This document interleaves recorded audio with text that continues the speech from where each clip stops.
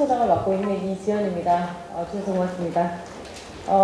국회의원 선거제 개혁론이 어떻게 해야 하나 보수진보 시민사회단체 공동 라운드 테이블을 본격적으로 개최하기 전에 앞서서 검사련과 연대회의와 검사련이 이 논의를 토론회를 준비하게 된 과정에 대해서 경과보고를 간단히 드리고 저는 마치고 두 자장님께 마이크를 넘기도록 하겠습니다. 지금 잘 아시는 것처럼 국회전원위원회가 지난 4월 10일부터 13일까지 총 4일 동안 100명 국회의원들이 토론에 참여하고 또 선거관리위원회 각계 전문가와의 질의응답을 통해서 선거제 개편 방안에 대해서 논의를 했습니다. 그리고 지금 국민 공론조사를 5월 6일부터 본격적으로 진행하는 것으로 알려져 있는데요. 저희 연대회의와 검사련은 지난 1월 18일에 선거제도 개혁의 원칙을 발표하는 공동 기자회견을 연 바가 있습니다.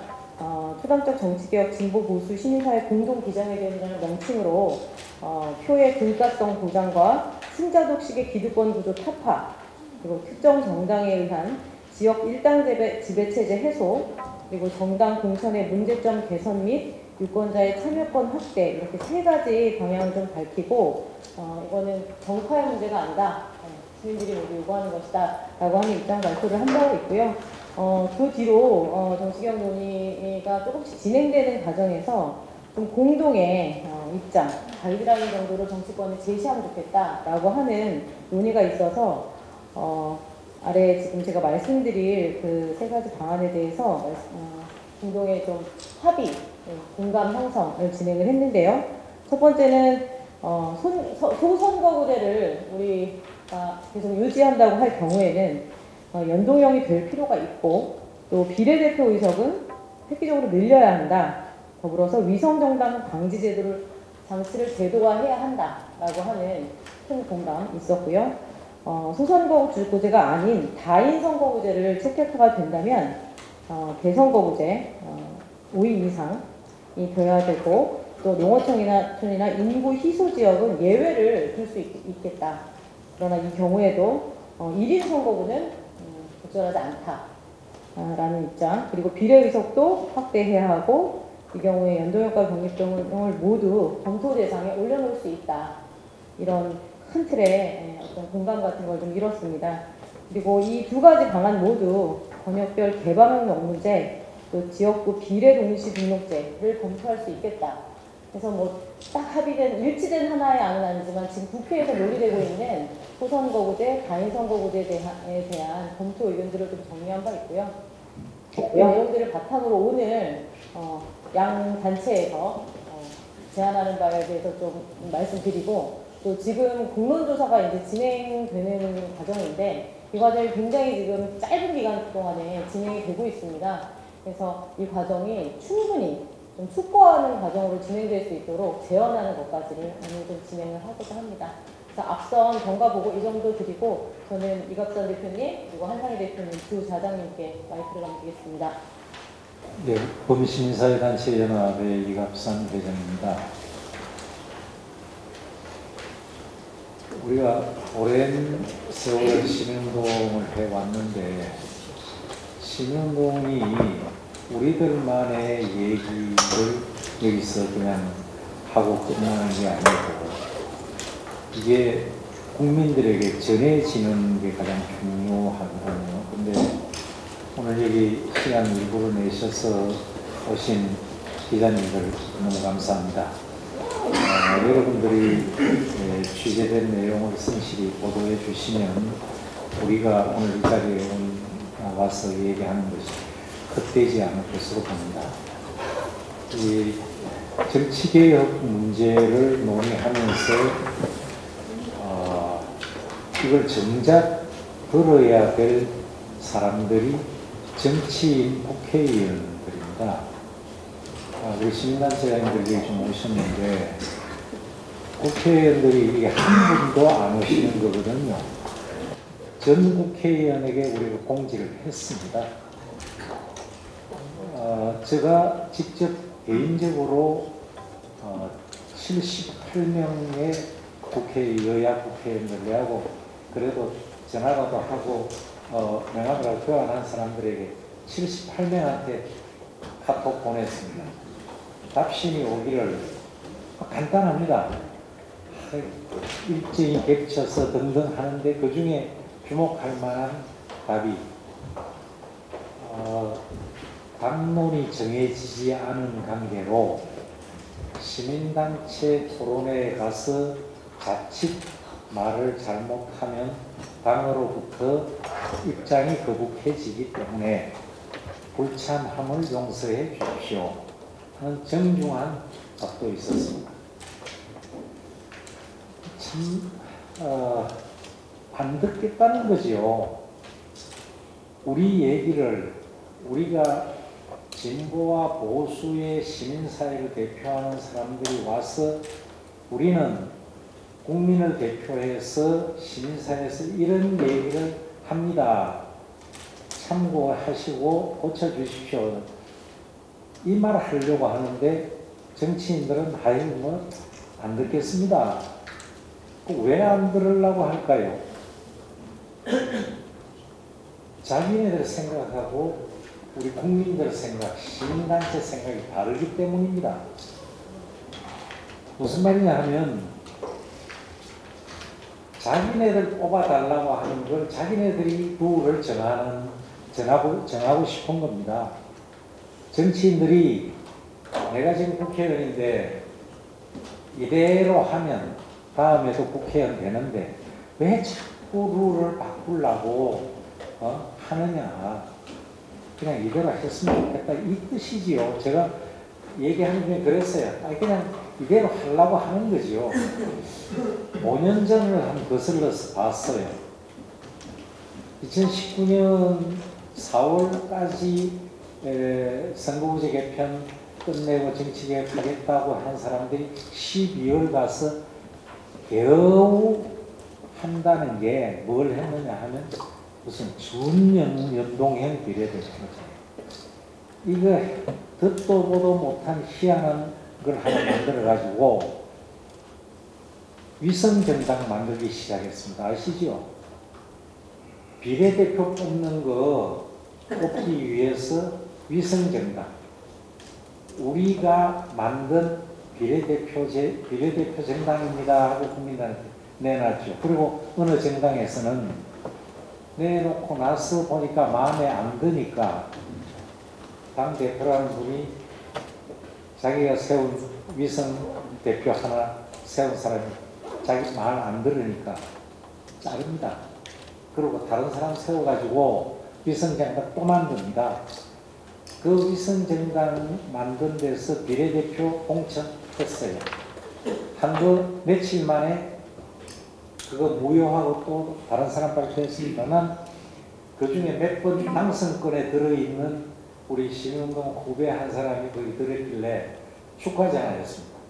신문 보고 아유 축하합니다. 국회 가서 부디 잘하십시오 하고 격려와 축하 전화를 했더니 며칠 뒤에 이름이 빠져버렸어요. 당선권인 사람이 당선이 안 돼버려. 바뀌었어. 이런 허황된 짓을 하고 국민들한테 표 달라고 소리 지르는 거 봤거든요. 이거 잘못된 겁니다. 그리고 한 가지 더 제가 말씀드릴게요. 국회의원은 그 지역을 대표하는 사람이 아닙니다. 우리 국민을 대표해서 여기 온 겁니다. 여기. 예? 국가를 위해서 나라를 위해서 온 사람들이잖아요. 그런데 지역구 관리한답시고 시의원이나 구청장이나 구의원이 해야 될 짓을 주말마다 바쁘게 지역구 갑니다. 여기 앉아서 여기에서 민원 처리하고 나라 걱정해야지 왜 지역구 쫓아다닙니까? 그게 훌륭한 그 국회에는 정말 새벽같이 일어나서 지역구 돌고 국회 오고 퇴근하면 그 지역구에 가서 또 살고 이런다고 자랑하더라고요. 그거 부끄러운 짓입니다. 왜 그러냐? 이게 지금 현재 선거구제 잘못입니다.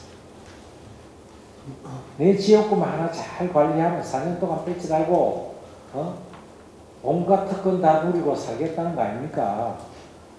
그거 좀 없애보자고 지금 선거구 이거 정치 개편 하자는 겁니다.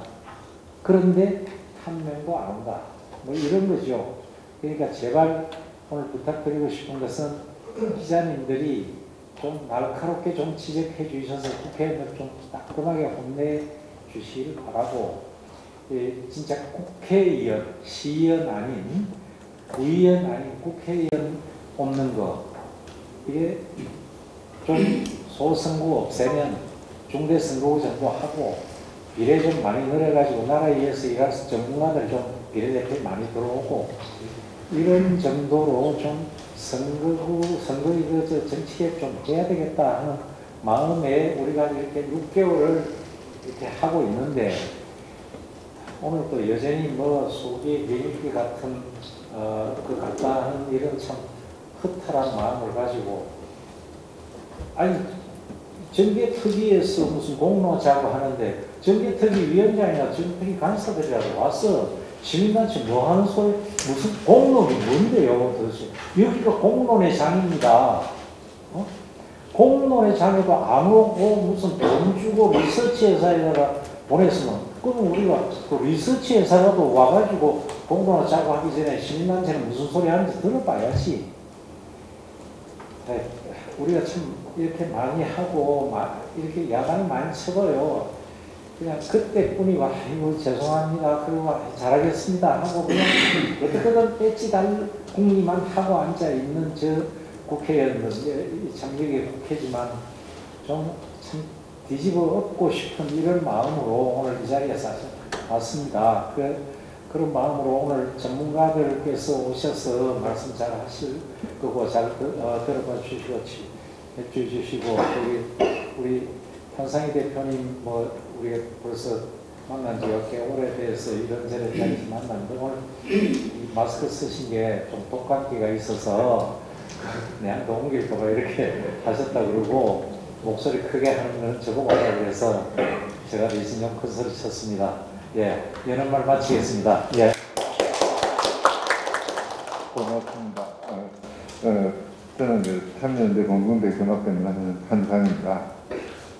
조금 오늘 그 이야기의 취지를 좀 설명드리면요. 그렇죠. 그 대개도 국회를 구성하고 국회의원으로 하여금 이제 국가 정책을 결정하게 만드는 이 제도, 뭐 장점도 있지만은 문제점도 많다고 그럽니다. 그 이제 루소가 그런 이야기를 하는데요. 이 대의 제도가 잘못되면은 국민은 선거 당일날만 주인이 되고 나머지 4년 동안, 그때는 5년 주기였던 것 같아요. 5년 동안 노예가 되고 이거 많은 세상이 됐다. 이제 그렇게 비판했는데요. 지금 그 선거법 개정, 선거제도 개정 논의가 이루어지는 지금 이 상태도 똑같은 국민이 이루어지고 있는 것 같습니다. 국민들의 목소리, 시민들의 목소리, 공론하라고 어쩌고저쩌고 하면서 그 이야기를 들을 생각을 전혀 하지 않습니다. 지금 우리 이 대표님 그 한탄하신 것처럼 지금 이 자리는 물론이고 뭐 다른 어떤 분에서도 시민사회에서 선거제도 개혁에 대해서 어떠한 이야기가 나오는지 또 무엇을 원하는지에 대해서 들으려고 하지 않는 이 현실. 사실 어떻게 보면 우리 그 국회 출발부터 그랬던 것 같아요. 원래 이게 48년 5월 50선거 하기 전에 선거 규정 만들 때도 조차도 국민들이 되도록이면 선거권 투표권을 행사하지 못하도록 가로막고 나섰거든요. 지금은 야당의 진실이라고 하는 한민당이 그 주축이 되기도 했었습니다. 어쨌든 오만 수를 다 써서 자기들의 최저권을 유지하는 그런 체제, 이 체제에 대해서 어떻게 보면은 시민사회가 반론을 제기하고 생각을 걸면서 우리의 이야기는 이런 것이다, 우리가 말하는 선거제도는 이런 것이다라고 요구하는, 아마 우리 민족 사상에 가장 의미 있는 시간이 지금 이 시간인 것 같습니다. 특히 이제 우리가 뭐 모두를 대변하는 건 아니지만은 그러나 보수적인 사고를 가진 분들의 대표단체 그리고 그 집보다 개량을 이야기하는 그런 그 시민들의 대표단체들이 한꺼번에 모여가지고 어떻게 하면은 대표성, 자원성을 강화하는 그런 선거제도를 만들어내고 그렇게 하면은 국민이 실질적으로 주인이 되는 그런 국회 체제를 만들 것인가 고민하는 이 자리 좋은 결론은 분명히 나올 것입니다. 문제는 이 자리에서 모아진 지혜들을 이 건물 위에 있고 그리고 저 공간에서 이야기하는 이 국회의원들을 압박을 해서 선거법 개정으로 또는 선거제도의 개혁으로 결실을 이루어낼 수 있도록 그러니까 압박하고 또 그 압박할 수 있는 힘을 모으는 것 그게 이 자리에서 가장 필요한 그런 그 합의 목표가 되지 않을까 그런 생각을 합니다. 오늘 그냥 제가 마이크 잡은 길에 그냥 조금 오늘 이야기를 계속 진행하면요. 라운드테이블의 경우는 두 가지인 것 같습니다. 그동안 이제 국회가 진행했던 국회 전원위원회의 논의 과정도 평가하고요. 또 지금 국회가 이제 시작한 이 공론화 과정들을 어떻게 설계해야 되고 어떻게 이뤄나가야 될지 그 부분에 대한 진지한 논의들이 이루어질 것 같습니다. 그래서 제가 소개할게요. 지금 오늘 이야기를 하기 위해서 다섯 분의 패널을 모셨는데요. 순서지에 나와 있는 대로 소개해드리겠습니다. 경제정의실천시민연합의 상임집행위원장을 맡고 계시는 박상인 쌤이 나오셨습니다. 그리고 시민사회단체연합의 정책위원장을 맡고 계시는 인하대학교 로스쿨에서 과학자를 가르쳤던 이기훈 선생님. 지금 이 자리는 안 계십니다만 온라인상으로 연결되어서 이제 다른 학교 준비하고 계시는 한국행정연구원 선임연구위원을 맡고 계시는 은재호 선생님입니다. 그리고 참여연대 의정감시센터에서 일하고 계시는 성균관대학교 정치외교학과의 조필 교수님. 마지막으로 범시민사회단체연합 공동대표를 맡고 계신 김훈조 좋은 토론 그리고 좋은 이야기를 부탁드리겠습니다. 먼저 박상희 선생님부터 한 10분 정도씩 이야기를 하면 됩니다. 네, 안녕하십니까. 경실련 상임위원장을 맡고 있는 박상인입니다. 범보수시민단체연합과 범진보시민단체연합이 이렇게 같이 선거제도 개혁의 뜻을 같이 해서 계속해서 운동을 전개하고 있다는 게 굉장히 의미 있는 일인 것 같습니다. 또 다른 한편으로는 보수진보를 떠나서 현재 한국 정치가 너무나 문제가 많다는데 큰 국민적 공감이 있는 게 아닌가라는 생각이 들고요. 이 정치를 바꾸기 위해서 정치인을 뽑는 게임의 규칙이라고 할 수 있는 선거제도 개편이 정말 중요하다는 것도 다 공감을 하고 있는 것 같습니다. 그리고 어떤 방향으로 가야 되는가에 대해서도 공감을 하고 있는 것 같습니다. 물론 구체적으로 들어가서 어떤 구체적인 제도를 선호하는가의 차이는 좀 있습니다만 큰 틀의 공감을 같이 해서 바꾸자는 운동을 지금 하고 있다는 거 굉장히 좀 개인적으로 기쁘게 생각을 하고 있습니다. 또 국회도 전원위원회를 통해서 선거제도 개편에 대해서 논의를 했다는 것 자체 평가할 만하다고 생각합니다. 그런데 전원위원회를 통해서 논의를 하고 그리고 소위원회를 만들고 공론화 조사를 하는 일련의 과정이 형식적인 어떤 제스처에 끝날 가능성이 높지 않은가라는 우려가 매우 큰 것도 사실입니다. 그래서 오늘 토론회를 통해서 이 시민단체들이 어떻게 하면 선거제도 개편을 본래 취지에 맞는 개편을 다음 총선 이전에 만들어낼 수 있을까? 만약에 그게 안 된다면 그 다음 단계에 무엇을 해야 될 것인가라는 고민을 시작하는 계기가 되었으면 한다는 말씀도 드리고 싶습니다. 앞에 한 교수님께서 두 가지 공통주제 말씀하셨는데 세 번째로 향후에 우리가 어떻게 대응할 것인가 좀 더 장기적인 관점에서 생각할 시점이라는 말씀을 제가 하나 보태서 드리고 싶습니다.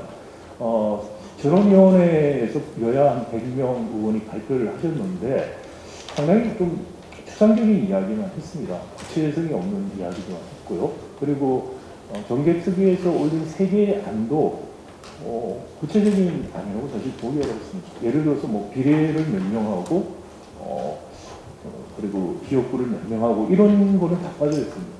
어떤 제일 핵심적이고 정말 어려운 부분들은 빼고 큰 틀에서 올렸고 그리고 의원들도 큰 틀의 논의만 해서 합의도 없고 구체성도 좀 결여됐다.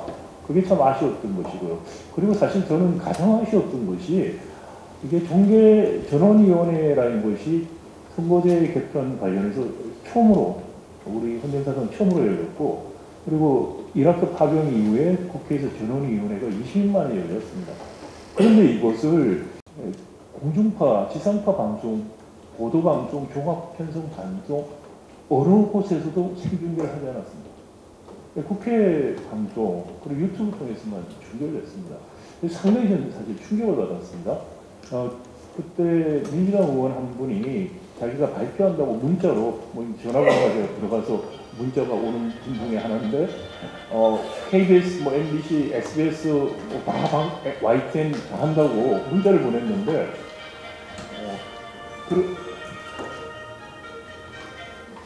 그리고는 조금 있다가 국회 방송하고 유튜브만 한다고 다시 정정 문자를 받은 기억이 납니다. 국민들이 사실 지상파 보도 채널들이 생중계를 한 전원위원회 동안 했더라면 관심도 굉장히 올라가고 또 구체적인 내용에 대한 토론들도 이어질 수 있었던 좋은 기회인데 왜 생중계 아마 하려고 하다가 안 한 것 같습니다. 어떤 일이 뒤에서 벌어졌을까라는 생각이 한편 들었습니다. 그리고 공론화 조사를 하라고 저희들이 계속해서 압력을 냈는데 물론 국회의장도 하시겠다고 처음부터 말씀하셨지만 하겠다고 했는데 도대체 어떤 방식으로 하겠다, 무슨 내용을 하겠다에 대해서 이런 방구 말이 없습니다. 어떻게 보면 철저하게 지난번 때처럼 지난번 국회에서처럼 철저하게 비밀주의를 지금 지키는 식으로 가고 있다. 형식은 전원위원회도 하고 공론화조사위원회도 한다고 하지만 사실상 기득권을 갖고 있는 국회의원들이 철저하게 딴 사람들이 아는 것을 싫어하는 방식으로 지금 가고 있다는 본질적인 지금 측면에서의 차이가 없지 않는가라는 생각이 듭니다. 그래서 전원위원회와 공론화 조사를 한다는 것이 진일보한 측면은 있으나 실질적인 면에서 이것이 기만적인 것이 오히려 아니냐라는 오히려 생각이 좀 든다는 말씀을 먼저 드리고 싶습니다. 앞에 그 범사련 우리 이갑산 회장님께서 말씀하신 것처럼 아마 솔직한 분이 그 카톡을 보낸 것 같아요. 지금 나서서 이야기했다가 방문하고 안 맞거나 해서 나중에 어떻게 될지 모른다. 직전 국회에서 이 선거법 개혁할 때도 사실 이야기를 들어보면은 위원회에 와서 의원들이 아무 발언을 안 했다고 합니다. 가만히 있고 마지막에 당 지도부끼리 합의를 한 거를 안을 주면 그때 와서 그냥 이야기하는 식으로 사실 뭐 계속 공전하고 가다가 막판에 했었다 이런 이야기를 하는데 좀 그런 경험 때문에 이번에 좀 다르게 하려고 지금 노력하는 것 같은데 실상은 다른 것이냐라는 이제 의문이 든다는 것이고요. 그게 지금 저희 시민 단체들이 직면하고 있는 현실이다라는 것을 좀 출발해야 될 것 같습니다. 그럼 여기서 우리가 뭘 해야 될 것인가라는데 첫 번째 이제 공론화 조사위원회를 통해서 한다는 것에 대해서 적극적으로 아직 이제 시작을 한 건 아니니까요. 그러니까 어떻게 어떤 문항으로 할 것인지에 대해서 발표라는 것을 저희들이 지속적으로 요구를 해야 될 필요가 있다고 생각이 되고 그리고 무엇을 해라고 또 요구를 해야 된다고 생각합니다. 뭐 저희가 요구한다고 해서 받아줄 것이냐 안 받아줄 것이냐 이것을 떠나서 저희가 요구할 것은 요구를 해야 된다. 그래서 요구가 받아들여지지 않을 때 그 다음 단계로 무엇을 할 것인가를 생각해야 된다는 말씀을 먼저 드리고 싶고요. 저는 뭐 구체적인 내용에 대해서 저희 그 경실련에서 갖고 있는 안이 있습니다만 저희 안을 굳이 그것만 받아들이면 안 된다라고 이야기하고 싶지는 않습니다. 이 공론화조사의 연회가 잘못하면 이게 여론조사 그냥 같이 될 것 같습니다. 여론조사도 국민들이 수기 과정을 통해서 무엇인지를 정확히 아는 상태에서 하는 것이 아니고 평경과 그리고 언론과 정치권에 의해서 어느 정도 오도된 정보를 가지고서 여론조사를 해서 그것을 민이다라고 이야기할 가능성이 굉장히 우려가 됩니다. 그런 것들 사실 안 하려면은 공론화조사 부분이 정말 잘 돼야 되고 어떻게 해야 된다는 걸 저희가 지속적으로 이야기할 필요가 있다는 말씀을 드리는 것이고요. 구체적으로 저는 이런 방안을 좀 제시하고 싶습니다. 지금 뭐 안을 몇 개 국회가 3개를 넣었는데 3개 가지고서 선호하는 공론화조사 의미 좀 없다고 생각합니다. 그리고 뭐 숫자도 정확하게 비례하고 지역구 숫자도 정해져 있지 않는 공론화조사 한다는 거 의미가 없다고 생각이 듭니다. 그래서 뭐 먼저 해야 될 것은 지금 아마 우리 진보 보수 시민단체가 공감하는 것은 비례 비중을 높이자는 겁니다. 비례 비중이 높아야지 지역구에 내어가지고 제대로 정말 국가 중요한 정책적인 의사결정의 전문성을 가지고 참여하는 부분들이 제한돼 있고 그리고 국가 전체가 중요한 의제가 그것이 비례대표 당락에 결정적인 영향을 미치는 환경을 만들려면 비례의 비중이 커야지 중요해져야지 가능하다는 것입니다. 그래서 첫 번째는 지역구하고 비례의원 비중을 어떻게 할 것인지를 물어봐야 된다고 생각이 됩니다. 단계적으로 가자는 겁니다. 그래서 왜 비례 비중이 높아져야만 하는가에 대한 충분한 토론을 듣고 어느 정도 비중으로 갈 것인가. 시민단체는 주로 2대1까지 가자라는 이야기를 하고 있습니다. 지역구가 2라면 비례가 최소한 1, 2대1까지 가자라는 이야기고 비중을 정한 다음에 두 번째 국민들에게 물어야 될 것은 의원 정수를 물어야 된다고 생각합니다. 이 비중을 맞추기 위해서 300명 유지할 것이냐 더 올릴 것이냐에 대해서 수기를 하고 거기에 대해서 의사를 물어야 된다고 생각합니다. 그리고 나서는 지역구 숫자가 정해지고 지역구와 비례 숫자가 정해진 상황에서 지역구 의원과 비례대표를 어떤 식으로 선출할 것인가를 물어야 된다고 생각합니다. 이런 과정을 거쳐서 최적의 결론이 나오는 것이 맞다고 생각이 되고요. 그렇지 않고 지금같이 3가지 안을 가지고서 물으면 정치적인 지지 성향 그리고 정보가 정확히 전달 안 된 상황에서는 정략적인 판단을 할 수 있는 여지가 많고 그것은 수기가 아니고 민의의 왜곡이다라는 생각이 듭니다. 그래서 이런 식의 단계적인 공론화 여론조사 그리고 이 과정에서 충분한 전문가와 시민사회 대표들이 참여해서 시민들에게 설득할 수 있는 것을 담보하라라는 것을 저희가 지금부터 좀 시간이 없습니다만 강력하게 국회에 요구를 해야 된다라는 생각이 들고요. 만약에 이게 제가 지금 우려한 것처럼 사실상 공론화조사라든지 뭐 소위를 구성한다는 것이 지난번에 하도 뭐 욕을 들었으니 이번에는 뭔가 협의를 하고 국민들의 의견을 듣고 하는 것처럼 보여주기 위한 형식적인 과정에서 끝난다면은 그 다음 단계에서 우리 시민단체가 무엇을 해야 될까 심각하게 좀 고민할 필요가 있다고 생각이 되고요. 우리 최근에 비교적 선거제도 개혁을 성공적으로 마쳤다고 평가되는 뉴질랜드의 경우도 사실 85년에 노동당이 지금 우리처럼 정치에 참 문제가 많아서 그 왕립위원회라는 제3의 중립적인 기구를 만들어서 거기에 선거제도 개혁안을 내달라고 이야기를 합니다. 그런데 거기서 내놓은 안을 노동당이 받아들이지 않게 됩니다. 그리고 1990년에 국민당이 총선에 나오면서 노동당이 안 받아들인 거 우리가 하겠다는 걸 공약을 내가지고 다수당이 됩니다. 그래서 92년에 국민투표를 하게 되는데 그때 이제 변화를 할 것이냐 선거제도 바꿀 것이냐 또는 대안으로 뭘 선호하는지 두 가지를 물었습니다. 그래서 이 당시 국민당하고 노동당 양당이 공이 국민투표를 한다고 해놓고는 선거제도 바꾸는 거 반대 운동을 맹렬히 했습니다. 그럼에도 불구하고 국민투표 결과는 변화를 원하는 게 85%가 나왔고요. 그다음 대안으로서 독일형 연동형 비례제와 거의 같은 그런 비례 제도를 70.5%가 선호한다고 나왔습니다. 국민당이 그 당시에 집권해서 이거는 그냥 선호를 물어본 것이고 그대로 받아들일 수 없다고 해서 95년에 총선을 할 때 현행 제도와 그리고 독일형 연동형 비례대표와 흡사한 혼합형 비례제도를 국민투표를 다시 한번 했습니다. 이때 국민들이 53.9%가 지금 뉴질랜드에서 현행되고 있는 혼합형 비례제를 선언한다고 해서 제도가 바뀌었습니다. 뉴질랜드 예를 보더라도 오랜 시간을 거쳐서 이런 국민적인 합의 과정을 거쳐서 바뀌었고 얼마나 기득권 정당들이 기존의 제도를 바꾸는 것을 완강하게 거부를 했는가 알 수 있기 때문에 만약에 이번에 제대로 안 된다면 저희가 여기서 숨을 곳이 아니고 사실 다음 총선을 겨냥해서 뉴질랜드식으로 이제 시간 여유가 있으니까 국민투표를 통해서 선거제도 개혁을 바꾸는 운동을 시작을 오히려 해야 될 때가 아닌가 저는 개인적인 생각을 갖고 있습니다. 감사합니다.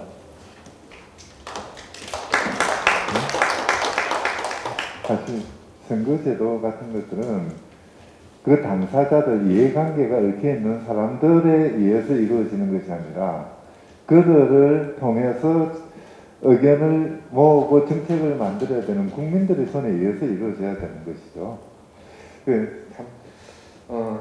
지금 박상인 위원장님 말씀, 그러니까 우리가 그런 절차, 그런 과정들을 담보하는 실질적인 힘이 되어야 된다라는 지지였던 것 같습니다. 이어서 이기욱 스님.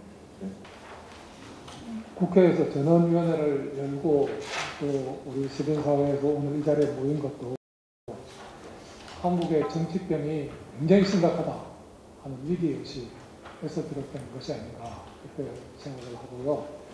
그래서 국회 전원위원회의 토론 과정을 저도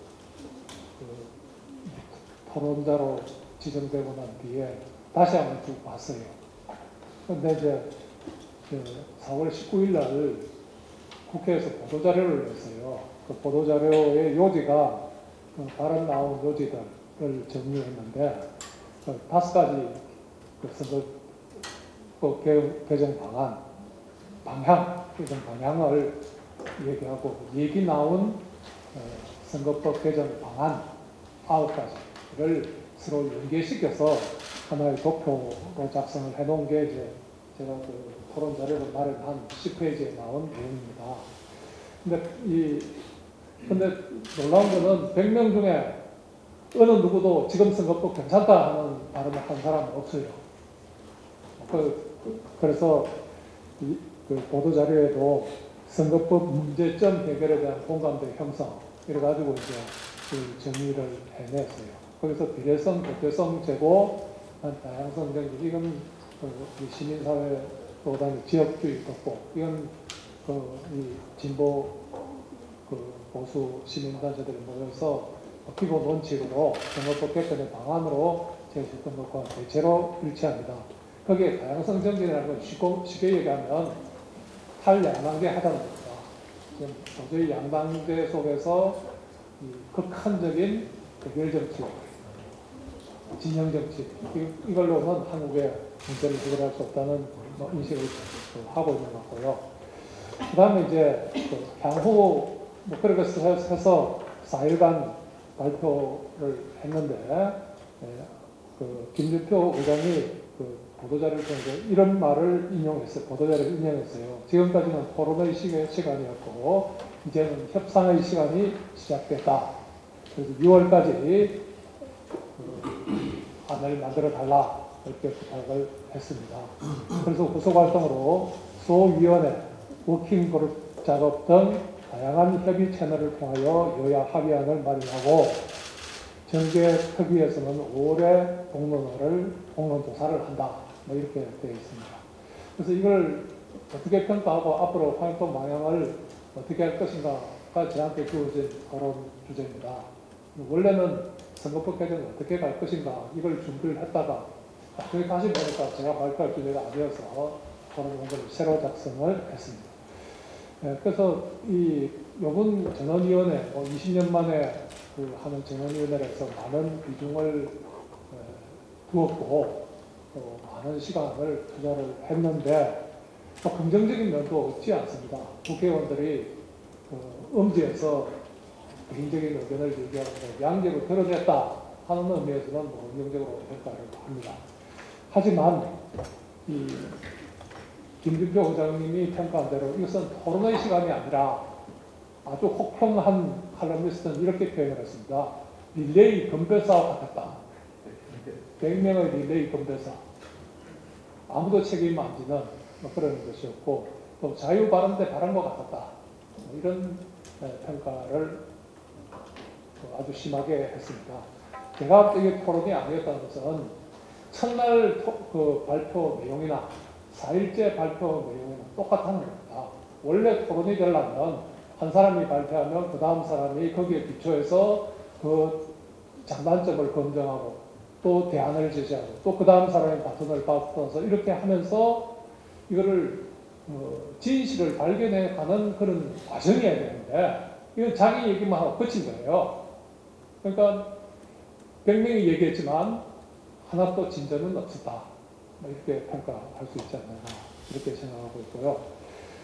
그 다음에 이거 안건을 3가지 안을 상정을 했는데 그 3가지 안을 중심으로 토론을 해야 되는데 전혀 제한되지 않은 내용을 그야말로 건배사 하듯이 이렇게 하니까 이게 자꾸 쟁점을 축소해줘야 되는데 쟁점을 자꾸 확대시키는 겁니다. 그럼 이건 의견을 수렴하는 것이 아니라 의견을 자꾸 분산시키는 거죠. 그래서 이건 토론 과정이 아니다. 저는 이렇게 평가를 하는 거죠. 그래서 이거는 전원위원회 설계 자체가 매우 잘못되었다. 그냥 지선 끌기 위해서 전원위원회 한 거다. 이렇게 평가할 수밖에 없고 이러한 합병 문제 같은 경우는 쟁점이 분명합니다. 그런 경우에는 의미가 있지만 이 선거법 같이 쟁점이 굉장히 복잡하게 되어 있고 이해하기도 어려운 이런 문제를 그런 식으로 토론을 진행해서는 안 됐다. 이렇게 봐지고요. 그 다음에 국회에서는 이게 4년 전에 문제점이 이미 밝혀졌습니다. 그런데 아직까지 합의안을 만들려는 노력조차 제대로 안 했다. 과반수 가까운 국회의원들이 초당파 모임을 만들어가지고 하겠다고 했지. 그것도 일종의 쇼에 끝났고 제대로 된 토론 한번 해봤다는 얘기 들어본 적이 없어요.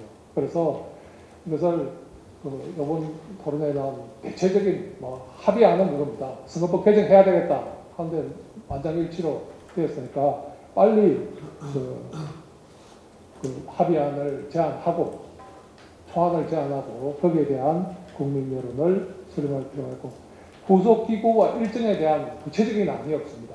그냥 소위원회나 협의기구 만들겠다 이런 식으로는 안 되고 그건 책임이 또 분산되는 겁니다. 그래서 어떤 기구를 만들어서 언제까지 하겠다 일정이 나와야 되는 게 아닌가 이렇게 생각을 합니다. 그래서 앞으로 논의 방향을 어떻게 할 것인가에 대한 것인데 논의 방향을 위해서 지금 이대로 쟁점을 이렇게 벌려놓고는 굉장히 어려울 것이다. 그래서 가능하면 주요 쟁점별로 토론해달라. 지금 3가지 안이 제안되어 있지만 그 중에 이 쟁점을 추리면 아주 쟁점을 축소할 수 있거든요. 그래서 집중적으로 토론해달라는 것이고 그래서 이걸 보면 이 소선거구제냐 중선거구제냐 이거는 한 선거구에 몇 명을 뽑느냐 이 문제입니다. 그러니까 1인 선거구냐, 2인 선거구냐, 3인 선거구냐, 4인 선거구냐 이렇게 이제 좀 쟁점을 확실히 부각시켜 놓고 하는 것이고 정당 선거냐, 비례대표냐, 다수대표냐 이것은 인물 보고 찍을 거냐 아니면 정당 보고 찍을 거냐 하는 겁니다. 그래서 전면 비례대표 가겠다는 것은 인물 안 보고 정당 보겠다는 거고 전면 다수대표는 정당보다는 인물 생각하겠다는 그런 뜻입니다. 자, 그 다음에 국민들이 이해할 수 있는 수준의 논의를 해달랍니다. 이번에 3가지 안 제목 붙인 거 보면 일반 국민들 도저히 이게 무슨 뜻이지 하고 전부 다 고개를 갸우뚱하는 그런 것입니다. 그래서 국민이 하고 대화를 할 수 있는, 소통할 수 있는 용어를 사용해달라는 것이고요. 그래서 국민은 일반 국민은 알 필요 없고 특검만 하면 된다는 이런 식의 논의는 매우 국민들을 무시하는, 주권자를 무시하는 것이 아닌가 이렇게 보고요. 그 다음에 이상적인 안만 추구해서는 안 된다. 우리의 이 선거법 개정 정치 환경에 맞는 걸 해야 된다. 그래서 우선 우리 정치병을 가장 심각한 게 협치가 안 된다는 거죠. 정치의 본질이 협치였는데 그럼 어떻게 해야 될 것인가? 그다음 시간이 매우 촉박하기 때문에 이미 법률을 위반하고 있죠. 국회가 4월 10일까지 선거구를 획정하도록 아예 선거법에 명시되어 있는데 안 지키고 있습니다. 그래서 빨리 빠른 시일 내에 해야 되고, 그 다음에 꼭 말씀드리고 싶은 거는 이상적인 안으로 안 된다는 게 지금 정당에 대한 신뢰도, 국회에 대한 신뢰도가 사회 공공단체 중에 최하위입니다. 특히 정당에 대한 신뢰도는 조사 기관에 따라 다르지만 못 믿겠다는 비중이 95% 내지 76%입니다. 이런 상황 하에서 정당만 보고 찍어라, 전면 비례대표, 이거는 도저히 성립할 수 없는, 현실성 없는 뜬구름 잡는 얘기가 아닌가 이렇게 봐주는 거죠. 그렇기 때문에 한 안은 지금 폐기하는 게 맞다 봅니다. 세 가지 안 중에. 뭐 이름 굉장히 복잡하겠죠. 개방정부형 대선거구 제 플러스 전국 연결형 비례대표. 거의 무슨 암호 풀듯이, 암호 적듯이 적어놨는데, 그게 쉽게 얘기하면 전문 비례대표가 다 하는 겁니다. 정당을 모르는데 어떻게 정당만 보고 찍으라는 겁니까? 그래서 그건 도저히 맞지 않고요. 그 다음에, 그래서 합의 가능한 거 보면, 예를 들어서 한 명을 뽑느냐, 여러 명을 뽑느냐, 그러면 선거구 전체를 한 명 뽑느냐, 여러 명 뽑느냐, 뭐 이런 식으로 좀 절충의 여지를 만들 수 있죠. 그 다음에 이걸 인물 보고 찍을 거냐, 정당 보고 찍을 거냐, 그러면 합의할 수 있는 건 뭡니까?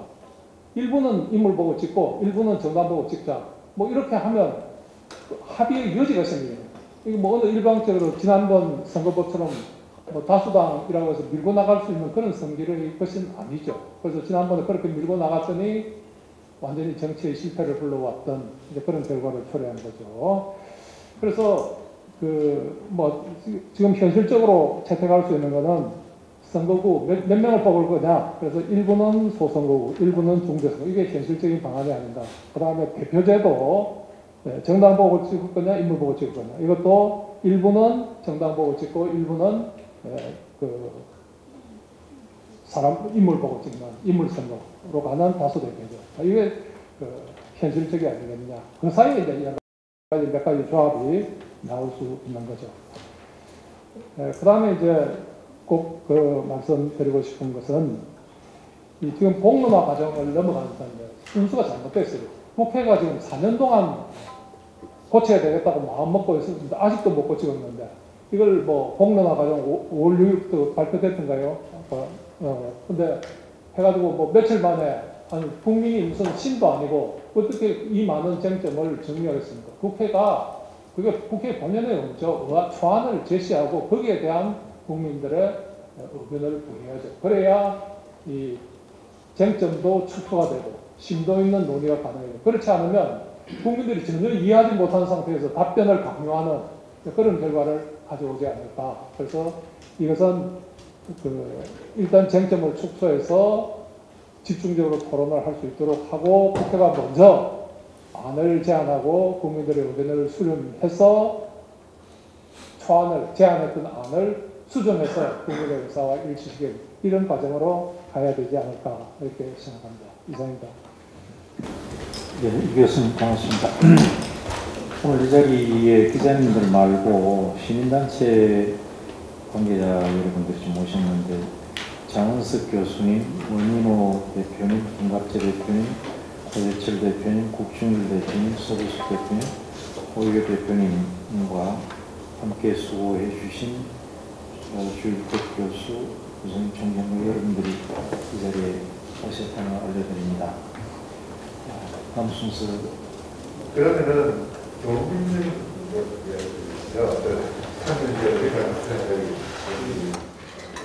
네, 안녕하십니까.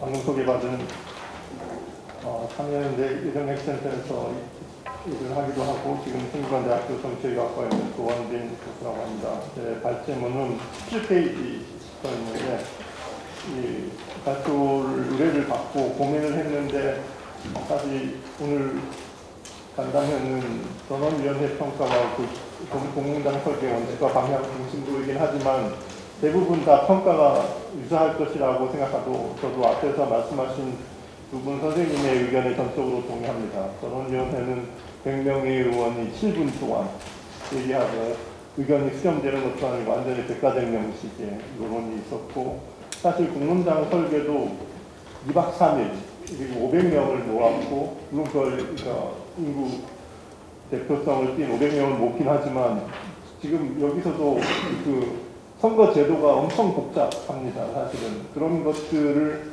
과연 그런 것들이 공론화 소위 설계된 공론장에서 토론해서 2박 3일 내에 이해시키기도 어려울 텐데 그런 것들을 합의하는 것 자체가 과연 공론장 시도는 의미가 있을지 모르지만은 현실적으로 가능할까 하는 게 되게 그러니까 의문이 있겠습니다. 그래서 저는 그것보다는 그 공론화장이라든가 논의에서 좀 그러니까 우리가 지금 주로 논의가 되고 있는 그 중선거구제, 저는 보통 중선거구제라고 하지만 여기서 뭐 다인선거구제라고 하죠. 또 그 권역별 비례대표제에 대해서 좀 한번 이렇게 그 효과가 어떨지에 대해서 한번 얘기를 하는 것도 이제 앞으로 공론화하고 그 논의 방향에 대해서 영향을 미치지 않을까 생각합니다. 그래서 우선 그 18페이지를 보시면 사실 우리가 민주화 이후에 그 의원 총수도 크게는 아니지만 그래도 꽤 많은 변화가 있었습니다. 사실 13대 1988년 그 선거에서는 총 의원수가 299명이었지만은 그 중에서 지역구가 224명, 그 당시에는 전국구라고 했죠. 여기 전국구라는 말 기억하시는 분들도 꽤 있을 텐데 75명이나 있었습니다. 그렇지만 그것들이 계속해서 줄은 거죠. 지역구 수를 늘리면서 이제 전국구 수를 줄이고 그것들이 즉 민주화 이행 이후에 민주주의가 심화되지만 사실은 그 국회 내에서의 그런 비례대표, 소위 말하는 비례대표 수의 감소라는 것 자체가 그 사실은 비례성의 축소 과정이었다라는 것이고 사실 이런 것들을 국회의원뿐만 아니라 모든 국민들이 다 문제의식을 갖고 있다고 생각합니다. 또 하나 18페이지를 보면은 이거는 그 저희 정치학회에서 보통 유효 정당수를 측정하는 게 있는데 두 가지 방법으로 합니다. 의석을 기준으로 하기도 하고 선거 결과를 기준으로 하기도 하는데 보면은 1988년에서는 그래도 되게 다당제 3.5당 내지는 선거 결과를 하면 4.3당 식으로 이렇게 다당제가 어느 정도 이루어졌는데 점차 선거를 하면 할수록 앞에서 소개한 그런 선거 제도가 큰 변화는 없지만 지역구 수가 점점 증가함에 따라서 결국에는 가장 최근에 2020년에 그 선거에 보면은 완전 우리가 시각에 느끼듯이 완전히 양당제가 공고화되는 방향으로 되어 있어서 이것들이 또 정치적 양극화로 이어지지 않았나라고 생각을 합니다. 그래서 그 다음 페이지를 보시면 뭐 정계 특위에서 되게 논의가 되고 사실 우리가 이 선거 개혁을 하는 목표 자체가는 분명합니다. 그래서 비례성과 대표성을 향상하고 지방 소멸 위기에 대응하고 지역주의 정당 구도를 완화하고 정치 다양성 증진을 통한 정치권력 양극화를 극복한다. 되게 여기에 계신 분 전적으로 다 동의를 할 것입니다. 이런 목표는 하지만 그 목표를 추구하는 그 방법이 과연 맞는가에 대해서는 이제 논의를 해봐야 되지 않을까. 그래서 그 22페이지를 보시면은 뭐 오늘 저는 그 한 두 가지에 초점을 맞춰서 말씀드리겠습니다. 그 다인선거구제 내지는 중대선거구제라고도 하는데 사실은 그러니까 아시겠지만 우리 지선에서 기초의회 의원을 뽑는 게 사실은 다인선거구제입니다.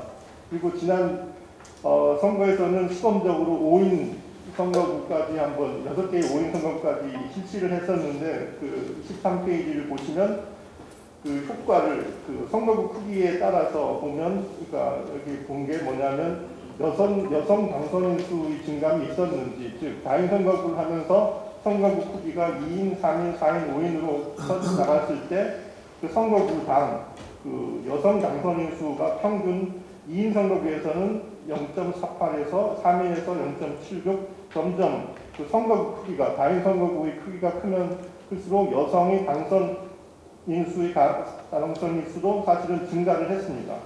마찬가지로 청년 당선 인수 같은 경우에도 이제 선거구 크기가 2인에서 5인으로 하면서 조금 증가는 했는데 사실은 뭐 그 3, 4, 5인은 별로 큰 차이는 없고 2인 선거구에서 3인 선거구로 증가했을 때는 의미 있는 차이를 증가를 보였는데 이것은 뭐냐 하면은 물론 그 다인 선거구제를 바꾸면은 도입을 하면은 그 당선인들이 그 우리가 그 목표 중에 하나는 다양성에는 충분히 기여할 수 있는 그러니까 물론 뭐 기초의회 선거가 국회의원 선거랑 똑같은 맥락에서 이루어지진 않지만 우리가 제도적인 측면, 제도의 효과를 보면 그런 긍정적인 효과가 어느 정도 있을 수는 있습니다.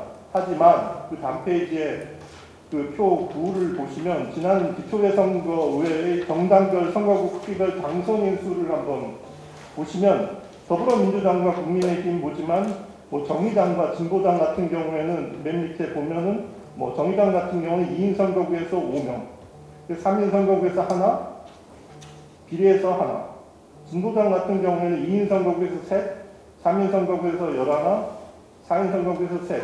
즉 사실 물론 뭐 계속 뭐 조심스럽지만 이건 단순히 그 선거 제도 확보의 효과를 보는 건데 지금 한국에서의 그런 정당 상황에서 제도가 바뀐다고 단순히 다인 선거구제가 도입된다고도 예를 볼 수 있게 5인 선거구에 보시면 정의당, 진보당 아무 정당도 의석을 획득하지 못했습니다.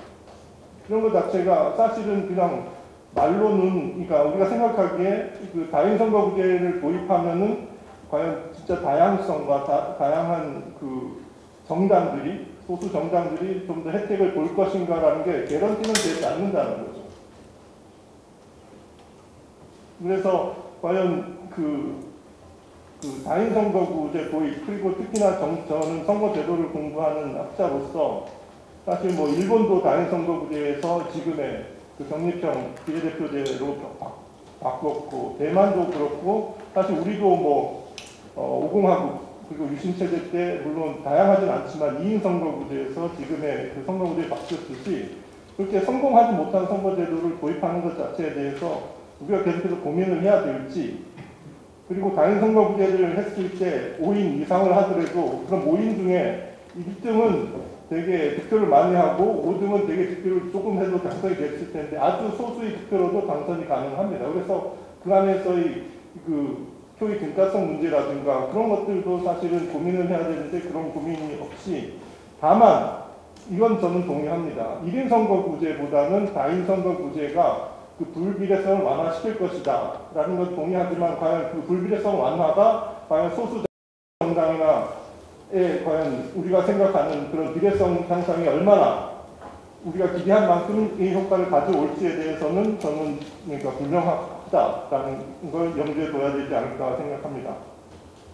그리고 25페이지는 지금 갖고 있는 그러니까 우리가 지금 권역별로 그러니까 비례대표제에 대해서 논의를 하고 있는데 우선 그걸 가기 전에 이제 우리가 소위 말하는 6개의 권역을 보통 나눌 때는 서울과 경기, 인천, 강원, 충청, PK, TK, 제주, 호남 이렇게 6개로 나눠서 하는데 보시면 이거는 그 지역구 의석 점유율과 득표율입니다. 사실 여기 모두가 동의하듯이 이걸 딱 보면은 그 불비례성이 확연하죠. 그래서 이 1인 선거구제, 뭐 서울 같은 경우에는 더불어민주당 같은 경우에 지난 2020년 선거에서 득표율이 54%밖에 안 됐지만 의석은 49석 중에 41석을 갖고 또 경기, 인천, 강원 같은 경우에는 53% 득표율로 80석 중에 65석을 갖고 그런 걸 보니까 이제 미래통합당은 사실 뭐 그 지역구에서 42%, 41%를 득표했음에도 불구하고 하지 못하니까 사실 이 거대 양당에서도 사실 이 불비례성을 체감하는 겁니다. 그래서 이렇게 보면은 이런 불비례성 1인 선거구는 안 되니까 다인 선거구를 하면은 그래도 둘 중, 넷 중, 셋 중에 한 명은 당선할 수 있을 거 아니 그런 약간의 그런 자신들의 기득권을 보호하기 위해서 오히려 다인 선거구제에 관심을 두는 게 아닌가라는 의심이 들기도 합니다. 그래서 물론 뭐 우리가 이미 알다시피 그 소선거구제, 1인 선거구제에서는 이런 불비례성이 있을 수밖에 없는데 그러면은 그러니까 28페이지를 한번 보시면 그러니까 제가 한번 그러니까 좀 시뮬레이션 아닌 간단한 시뮬레이션을 해봤습니다. 그래서 번역별로 이제 했을 때 지역구 253석을 현재의 그 47석, 비례석 47석을 그 유권자 수의 분포에 따라서 한번 쭉 했고 했을 때 보시면 사실 47석을 번역별로 이렇게 하면 서울은 9석, 경기, 인천, 강원 15석, 충청 5석, PK 7석, PK 5석, 호남, 제주 합쳐야 6석. 사실 이게 비례로 그러면 적어도 10석 이상은 어느 정도 돼야 되는데 번역 47개 의석을 번역별로 나누면 이렇게 거의 비례의 비례성이 양보가 되지 않을 정도로 작습니다. 그래서 과연 47성을 번역별로 나누는 게 얼마나 의미가 있을까? 그러다 보니까 지역구 수를 줄이고 그러니까 비례표 의석을 증가시키는 걸 대안으로 나누긴 하지만 그럼 과연 지역구원으로 있는 253명은 거기에 과연 동의할 것인가? 본인의 지역구가 사라지는 것에 대해서 아무래도 민감한데 그게 과연 현실적인가를 생각했을 때 저는 차라리 오히려 지역구와 비례대표는 그대로 두고 추가적으로 비례 의석을 30% 증가시키고 다만 요즘에 그러니까 지방의 탈지방화라든가 지방의 그런 아까 그 목표에도 있듯이 지방을 살리기 위해서 그 증가 30석을 이제 서울과 경기, 인천 지역이 아닌 왜냐하면 거기는 뭐 지역구도 많고 이미 47석으로서 배분될 의석도 있기 때문에 30석의 비례대표를 추가해서 이것들을 그 지방, 그러니까 수도권이 아닌 타 지역에 맞춰서 이제 분배를 하면 어떤가. 그렇게 했을 때 이런 그 총의석이 뭐 서울, 경기 합치면은 330석 중에 한 140, 150석에 가까이 되고 쭉 되는데 이런 석으로 해야, 이렇게 해야 뭐 경기, 인천, 강원 같은 경우는 15석의 비례석이지만은 충청은 뭐 12석, PK는 17석, TK는 11석, 그러니까 호남, 제주도 14석, 이런 식으로 좀 사실 의미 있는 선거제도 도입했을 때 그 비례성이 살아날 수 있는, 그래서 위성정당 문제도 어느 정도 해결될 수 있는 수의 그런 비례의석이 확보가 돼야 그 번역별 비례대표제의 도입도 의미가 있지 않을까라고 생각합니다. 마지막으로, 그렇지만 사실은 그 비례대표제에 대해서 단순히 제도로서의 도입뿐만 아니라 그 비례대표 후보자 선출이 투명성 확보가 저는 되게 중요하다고 생각합니다. 그래서 우리가 단순히 그러니까 선거 제도뿐만 아니라 비례대표제를 강화하면 그 비례대표제에서 비례대표 후보를 어떻게 뽑는지 그런 것들에 대한 투명성과 공정성 확보를 위한 그런 법안도 되게 중요하다라는 것들을 말씀드리고 싶습니다. 이상입니다.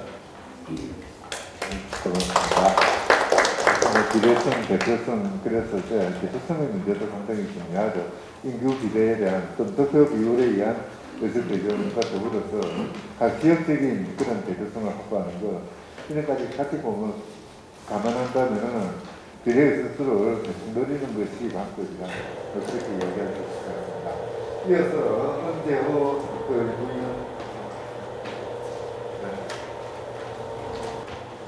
말씀하시는 걸 제가 충분히 숙지하지 못했는데요. 그런 상태지만 준비한 대로 말씀을 드리도록 하겠습니다. 공론화의 이제 필요성과 그 성공 조건에 대해서 말씀을 드리고자 하는데요. 먼저 필요성입니다. 실제로 한국 정부의 국정 운영에서 난맥상을 드러내는 것은 실제로 국민과 정부의 원활한 소통이, 공감이 없을 때 국정 운영의 난맥상이 드러났는데요. 과거 지난 새 정부의 경험을 소환해보면 그렇습니다. 이명박 정부 때 광우병 파동부터 메르스 확산, 그리고 박근혜 정부 때 세월호 참사와 사드 배치, 천안함 침몰에 이르기까지, 그리고 문재인 정부에서 서해 공무원 피살 사건이라든지 탈북선언 강제 북송 사건들, 또 이번 정부에서 이태원 참사 등과 같은 것은 국민들과의 부드러운 소통 과정이 만들어지지 않고 사실 공공 커뮤니케이션이 좀 왜곡되면서 생기는 불필요한 오해들도 많이 있었던 것 같아요.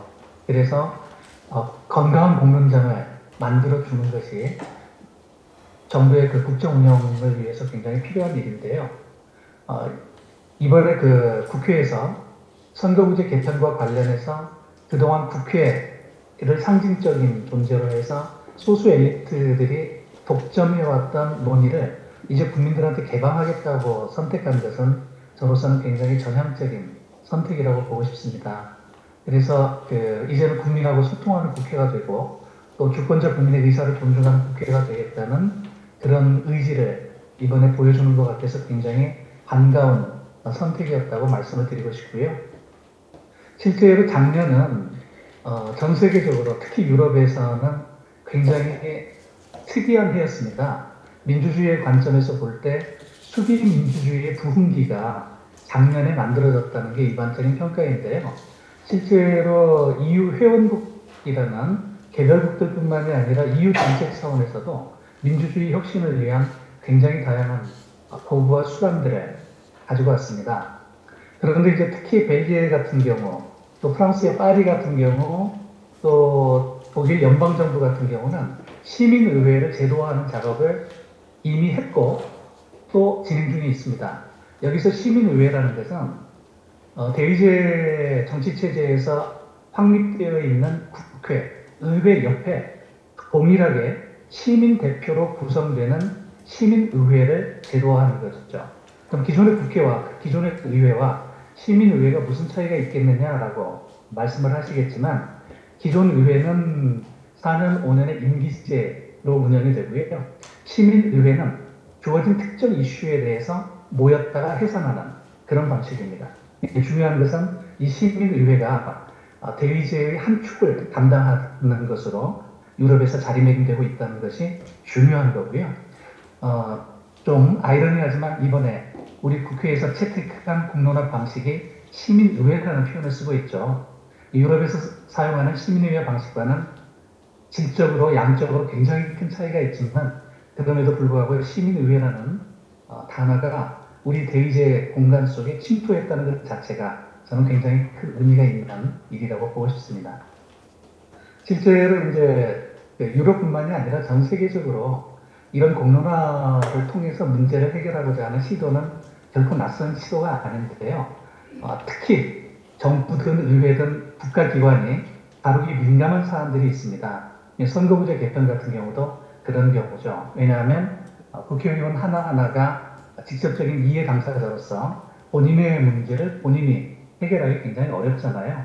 이것을 국회에서 계속 논의해봐야 헌법 개정을 위한 정개특위 같은 경우도 마찬가지 사례인데요. 국회에서 아무리 논의해봐야 전문가라고 불리우는 엘리트 집단의 이해관계가 상충하기 때문에 어떤 형태도 결론을 내리기가 어렵죠. 선거구제도 마찬가지라고 생각합니다. 자기들이 우리 속담에 중이 제 머리 못 깎는다는 말이 있는데요. 어찌 스님들만 그러겠습니까? 사실 우리도 제 머리 못 깎잖아요. 이럴 때는 과감하게 제3자에게 문제 해결을 의뢰해야 되는데 이 제3자가 주권자 시민이 됐다는 것이 의미가 있다는 겁니다. 두 번째 의제는 대부분 사회적 대타협이 필요한, 그래서 사회협약이 필요한 의제들이 이런 공론화의 대상이 됩니다. 굳이 자세히 말씀드리지 않겠지만 호주가 그랬고 EU가 그랬고 헝가리가 그랬고 일본 등등 굉장히 많죠. 하다못해 제가 지금 있는 이 몽골 정부도 헌법 개정과 관련해서 이런 공론화 형식으로 현재 우리 국회가 선호하는 공론조사 방식으로 국민 의견을 물었던 적도 있습니다. 그래서 이제 국민의 선호와 지지도가 상대적으로 낮은 정책이나 갈등의 소지가 많은 사업을 대상으로 할 때 공론화의 실익이 높다는 것을 의미하는데요.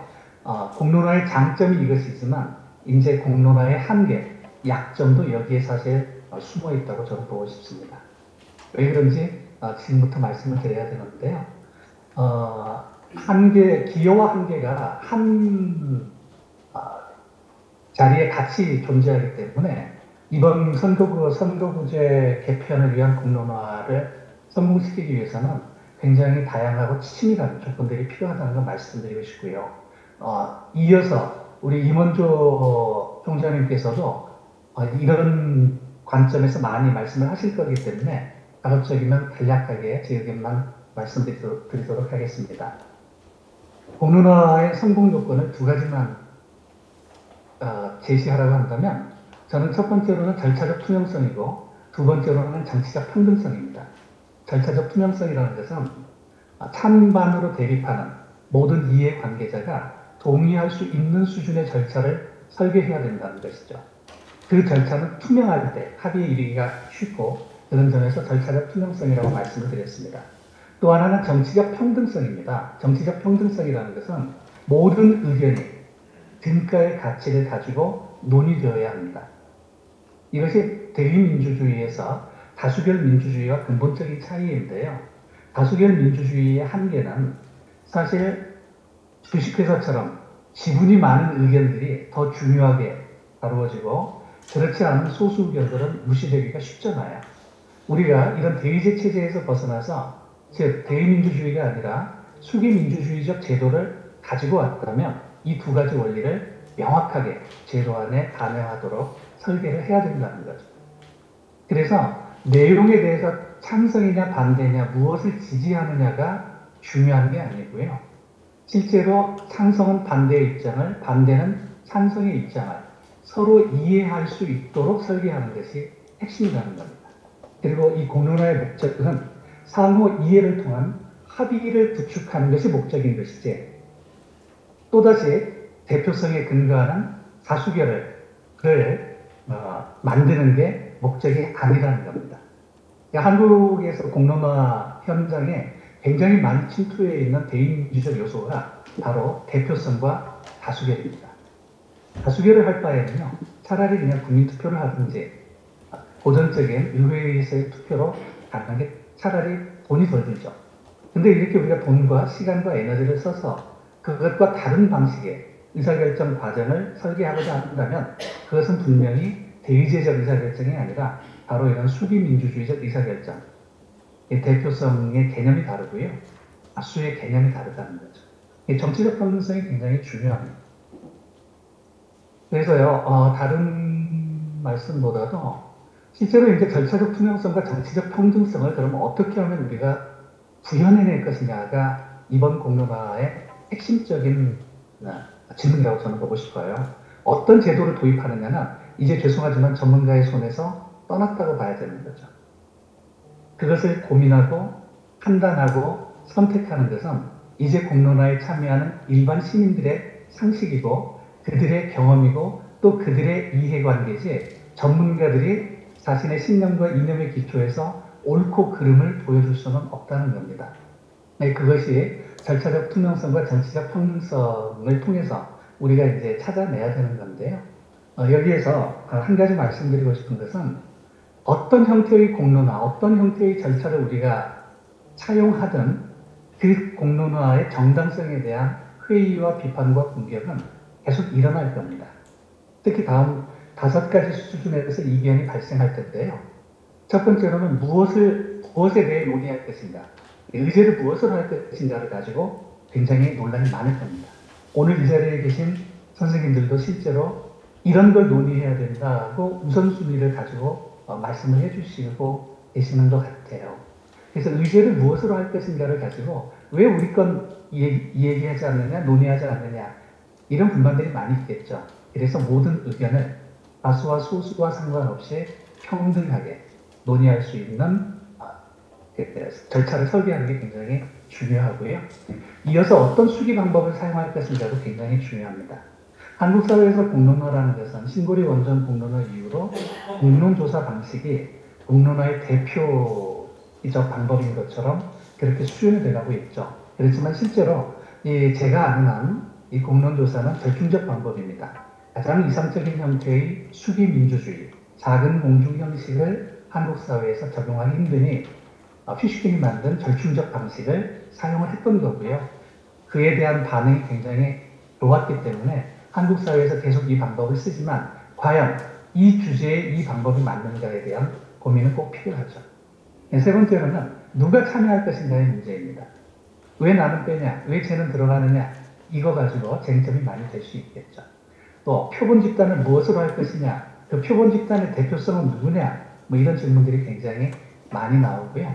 이번 국회 공론화에는 적용되지 않는 질문일 수 있겠지만 언제 실행할 것이냐, 공론화가 실행되는 조건과 맥락, 시대적 상황도 굉장히 중요하거든요. 근데 이번 의제와 관련해서는 이 맥락적 조건과 관련한 갈등이 그렇게 크지 않기 때문에 이 부분은 쉽게 넘어갈 수 있을 것 같습니다. 다섯 번째로는 수기 결과의 효력을 어디까지 보장할 것인가라는 질문입니다. 여기에서 이렇게 공론화를 열심히 해가지고 의견을 만들어서 줬더니 국회가 교육공론화 때처럼 정반대의 선택을 할 수도 있겠죠. 그렇다면 공론화 무용론이 나옵니다. 그런데 왜 공론화 결과와 정반대되는 선택을 했는지에 대한 명확한 설명이 있다면 또 무용론은 나오지 않겠죠. 어찌됐거나 국회든 정부든 공론화 결과를 거부할 때는 그만한 이유를 설명을 해야 되고요. 그 이유가 대중들이 납득할 수 있는 수준의 이유라면 수용될 거고 그렇지 않다면 정치적 책임을 져야 될 것입니다. 그래서 이 다섯 가지 쟁점이 이제 중요한데 이번 국회 공론화 사례에서 가장 중요한 것은 의제가 무엇인가 이게 가장 중요한 것 같아요. 왜냐하면 나머지 네 가지 방법에 대해서는 어느 정도의 사회적 합의가 있는 것 같다는 게 제 느낌이거든요.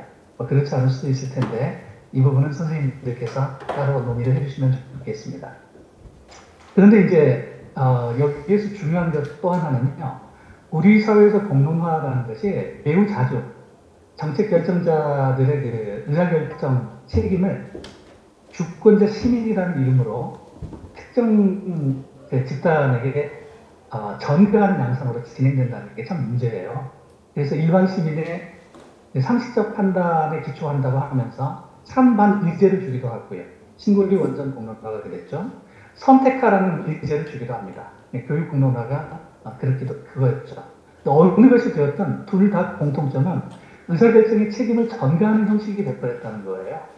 물론 조금 이따 말씀드리겠지만 이것 때문에 흥행성은 높아집니다. 그런데 의사결정의 책임을 완전히 벗어버리기 위해서 의제를 찬반 형식이나 선택 형식으로 좁혀버리게 되면 정작 일반 시민들의 수기, 성찰은 그만큼 품질이 낮아질 수밖에 없다는 게 또 함정이거든요. 이 모든 걸 이제 고려해서 프로세스를 설계를 해야 되는데요. 그래서 제안드리고 싶은 것은 일반 시민의 수기에 기초하는 공론화를 만들 때 사실 두 단계로 만드는 게 가장 좋습니다. 하나는 정책 기조의 큰 방향은 있고요. 그 정책 기조의 큰 방향이 나오고 나면 두 번째로 그에 좋으면은 정책 수단들을 여러 개를 펼쳐놓고 그에 대한 깊이 있는 토론을 하는 것이 중요하죠. 그런데 실제 유럽에서는 500명, 1000명 이렇게 하지 않죠. 많아봐야 100명 정도가 모여서 수기를 합니다. 왜냐하면 그것만으로도 충분하다고 보여지는 것이 여기서 100명이 전 인구를 대표할 수 있느냐? 이게 대의민주주의의 대표성과 수기민주주의의 대표성 개념이 좀 다른데요. 수기민주주의의 대표성 개념이라는 것은 가장 보편적인 상식에 입각한 가장 평범한 사람의 성찰을 통해서 내릴 수 있는 결론이라면 그것으로 충분한 거죠. 그러니까는 우리 사회에서 가장 평균적인 교육을 받고 가장 평균적인 삶을 사는 사람이라면 그분은 우리의 대표자라고 볼 수 있는 거죠. 꼭 성별이나 지역별 안배나 뭐 이런 것이 중요하지 않다는 겁니다. 이랬을 때 한국 사회 이번 국회 공론화도 500명 정도부터 이제 시작을 하는 것 같은데요. 거기에서 줄여나가겠죠. 250명, 300명까지 생각을 하시는 것 같은데 이게 전부 흥행적 요소거든요. 그리고 수가 많을수록 좋다고 생각을 하시는데 말씀드렸듯이 100명이면 충분합니다. 여기에서 다수라는 것은 어떤 경우에도 그게 100명이든 500명이든 5000명이든 전체 인구를 대신할 수는 없어요. 그런 점에서 다수의 대표성에 대한 개념을 다시 한번 생각을 하셔서 수가 많은 게 중요한 게 아니라 소수라도 평범한 소수가 얼마나 깊이 있는 성찰과 토론을 할 수 있느냐를 더 중요하다는 것에 유의해서 그런 환경을 만들어주는 게 우리의 책무라고 저는 생각을 하고요. 그래서 현행 지금 국회가 생각하는 공론조사 방식은 장점이 없지 않습니다. 굉장히 많은 장점에도 불구하고 사실상 본질에 있어서는 대의제의 의사결정 방식은 표별로 선택을 하려고 하고 그것을 통해서 정치적 정당성을 확보한 다음에 국민들을 설득하려고 하는 그런 프로세스로 지금 설계가 되고 있다는 거죠. 그래서 이거보다는 아일랜드가 그랬던 것처럼 혹은 다른 유럽 나라 그 시민의회 이름으로 진행된 여러 공론화 사례가 그랬던 것처럼 그 깊은 수기, 그러니까 소수의 깊은 수기를 할 수 있는 제도를 만들어주는 게 어떨까 이렇게 생각을 하고요. 또 하나 중요한 것은 이 공론화 결과를 어떻게 할 것인지에 대한 국회의 사전적인 선언이 있으면 더 좋습니다. 사실 신고리 원전 공론화가 흥행에 성공할 수 있었던 것은 대통령께서 어떤 결론이 나오든 수용하고 정책에 반영하겠습니다라고 했던 그것 때문에 그렇거든요. 그러니까 이번 선거구제 개편 공론화도 국회가 그 결과를 존중하고 수용하겠다는 선언을 하게 되면 흥행성은 훨씬 높아졌다고 말씀을 드릴 수가 있겠습니다. 결론을 말씀드리겠습니다. 그렇게 해서 이미 여러 가지 한계를 가지고 지금 국회 공론화는 시작하고 있는데요. 여기에서 제가 감히 말씀드리는 것은 이제 어떻게 가야 된다, 어떤 선거구제 개편을 선택을 해야 된다라는 주장은 우리가 공론화를 소집한 이상 그 공론화에 참여하는 국민들이 선택하도록 놔둬야 된다고 생각을 합니다. 여기에서 그렇다고 우리의 어떤 역할이 없는 건 아니죠. 첫 번째로는 국회의 역할인데요. 국회는 명확하게 공론화의 목적이 무엇인지 알고 있어야 됩니다. 혹시라도 이 공론화를 통해서 얻고자 하는 답이 있습니까? 있다면 공론화를 하시면 않는 게 좋죠. 이미 내부적으로 어떤 방향성을 가지고 있다면 공론화를 진행하는 것은 그것은 명백한 사기입니다. 그런 점에서 이제 판을 벌려줬을 때는 이 판이 가장 공정하고 투명하게 진행될 수 있도록 지원하되 간섭하지 말아야 된다는 것을 말씀을 드리고 싶고요. 참여자들이 해야 될 책무도 있습니다. 공론화에 참여하는 참여자들은 건강한 상식을 가진 이 나라의 일반 시민들, 이 나라 국민들의 대표자입니다. 특정 진영이나 특정 이념이나 특정 정당의 대표자로서가 아니라서요. 가장 일반적인 상식을 가진 자연인으로서, 그래서 국민과 또 이 나라의 미래가 찾아 나가야 될 그 공익의 대표자일 뿐이라는 것을 명심하셔서 자기에게 이미 숨어있는 확증 편향의 위험을 항상 경계하면서 가장 열린 자세로 공론화에 참여를 하셔야 된다고 저는 생각을 합니다. 그래서 가장 중립적인 관점을 유지해야 되는데요. 여기서 가장 중립적인 관점이라는 것은 여와 야의 중간이거나 찬성과 반대의 중간이 아니라 우리 사회의 공익에 가장 부합하는 관점이 가장 중립적인 관점이라고 말씀을 드리고 싶습니다.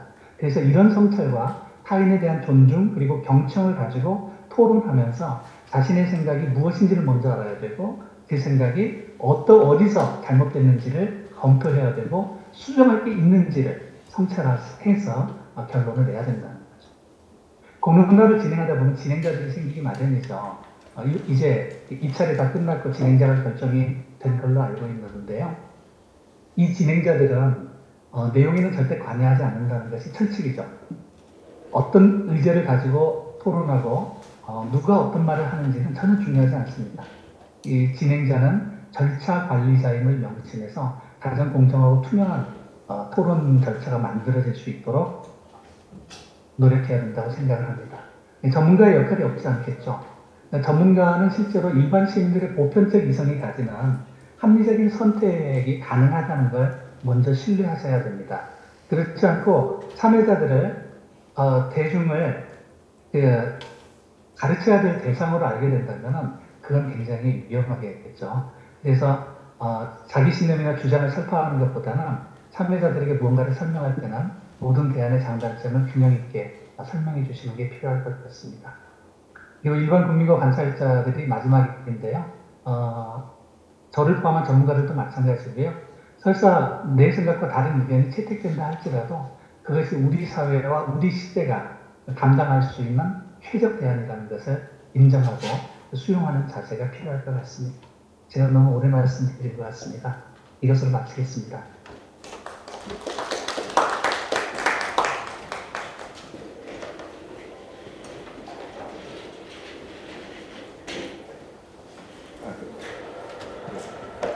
멀리 지구촌이라는 말이 실감나는 타이밍입니다. 저 몽골에서 출장 가셔가지고 지금 거기서 토론에 임해 주셨거든요. 조금 시간이 걸리긴 했습니다만은 지금 공론화 작업이 이루어지고 있는데요.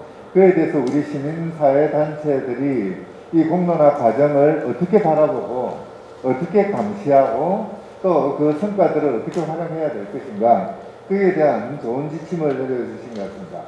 뭐 그냥 한 가지만 좀 부언시키자면요. 은재호 선생님은 아일랜드 이야기를 하셨는데, 사실 아일랜드 바로 옆에 아이슬란드라는 나라도 있습니다. 거기서도 시민의회 방식을 체결해서 뭐 한마디로 말하자면 모래시계 방식이죠. 그렇게 시민의회를 구성해서 의제를 확정을 하고 그걸 좁혀나가서 하나의 큰 방향을 정하고, 이 방향을 전문가들이 정책 대안으로 만들어내고, 이게 헌법 개정안이죠. 이 헌법 개정안을 다시 시민의회에다가 넘겨서 난상 토론을 하게 만드는 이런 모래시계 구조를 진행했는데요. 정말 아름답게 결론까지 이르렀습니다만은 은재호 선생님이 말씀하신 또 다른 요소 하나가 결여되는 바람에 실패로 돌아갔습니다. 의회가 그 성과들을 담보하지 않았습니다. 이제 우리가 이 공론화 과정들을 지켜볼 때, 이 공론화의 과정들이 우리 모두의 어떤 바람직한 이야기들을 수기의 형식으로 모아내는 것, 그 과정들을 우리는 담보를 해야 될 것이고요. 그와 더불어서 이렇게 모아진 결과에 대해서 정치권이 책임을 지고 그것을 구체적인 그런 성과로 만들어내는 작업, 그것까지도 우리는 압박하고 또 경우에 따라서는 견제해야 될 필요가 있을 것 같습니다. 이 시간이 됐는데요. 마지막입니다. 범시민사회단체연합의 임원석 대표님입니다. 예. 끝까지 가지 않고 제 얘기도 들어주시고 남아주신 여러분들에게 감사드립니다.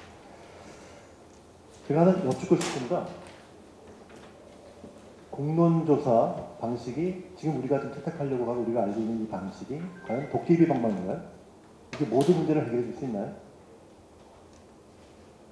처음에 신고리언전 이게 나올 때 그때 많은 사람들은 해외에서 큰 성과를 갖고 있는 방식이라고 하여 큰 기대를 갖고 있었지만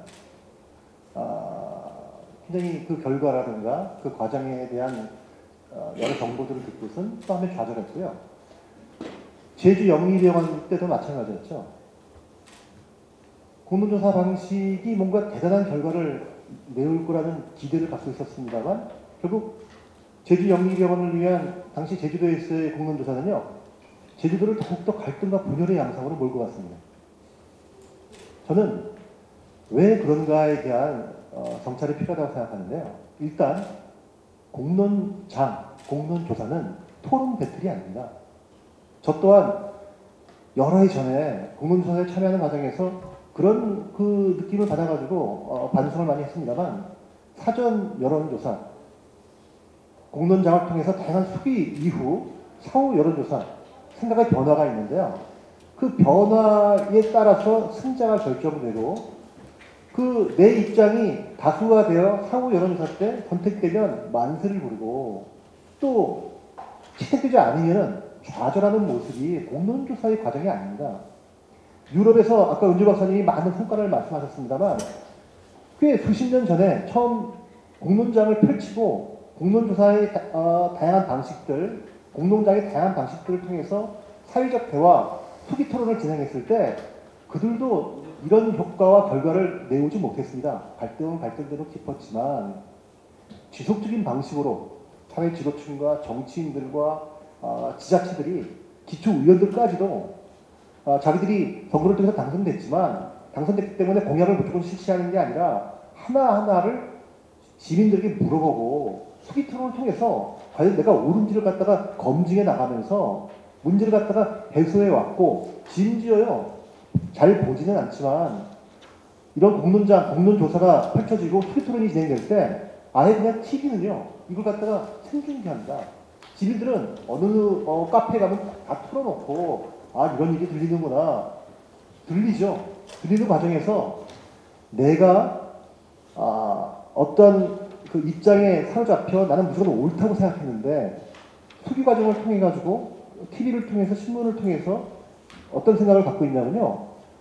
근데 내가 옳다라는 것이 강화되면서 가짜뉴스를 만들고 누군가는 그것을 퍼뜨리고 다시 그 가짜뉴스를 갖다가 그죠? 자기 이념으로 받아들이면서 진영이 강화되는데 투기하는 과정을 보고 투기하는 결과들을 보면서 아 그거는 가짜뉴스였구나. 상대방이 주장하는 내용들을 들어보니 내가 동의할 수는 없지만 충분히 이해할 수 있구나 라는 것을 통해서 이해도가 물을 익으니까요. 관용이 생겨나기 시작했습니다. 유럽이 처음부터 관용적 사회가 아니었거든요. 거기도 편가르기 사회였고 양타대전에 그죠? 주범 국가들이 존재하는 곳이었잖아요.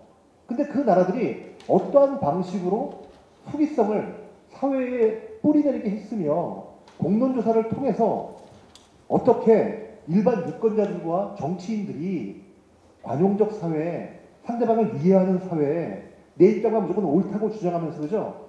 공론조사마저도 토론 배틀로 여기는 그런 정말 낮은 수준의 사회가 아니고 발전한 것에 대해서 저희는 되돌아봐야 한다고 생각합니다.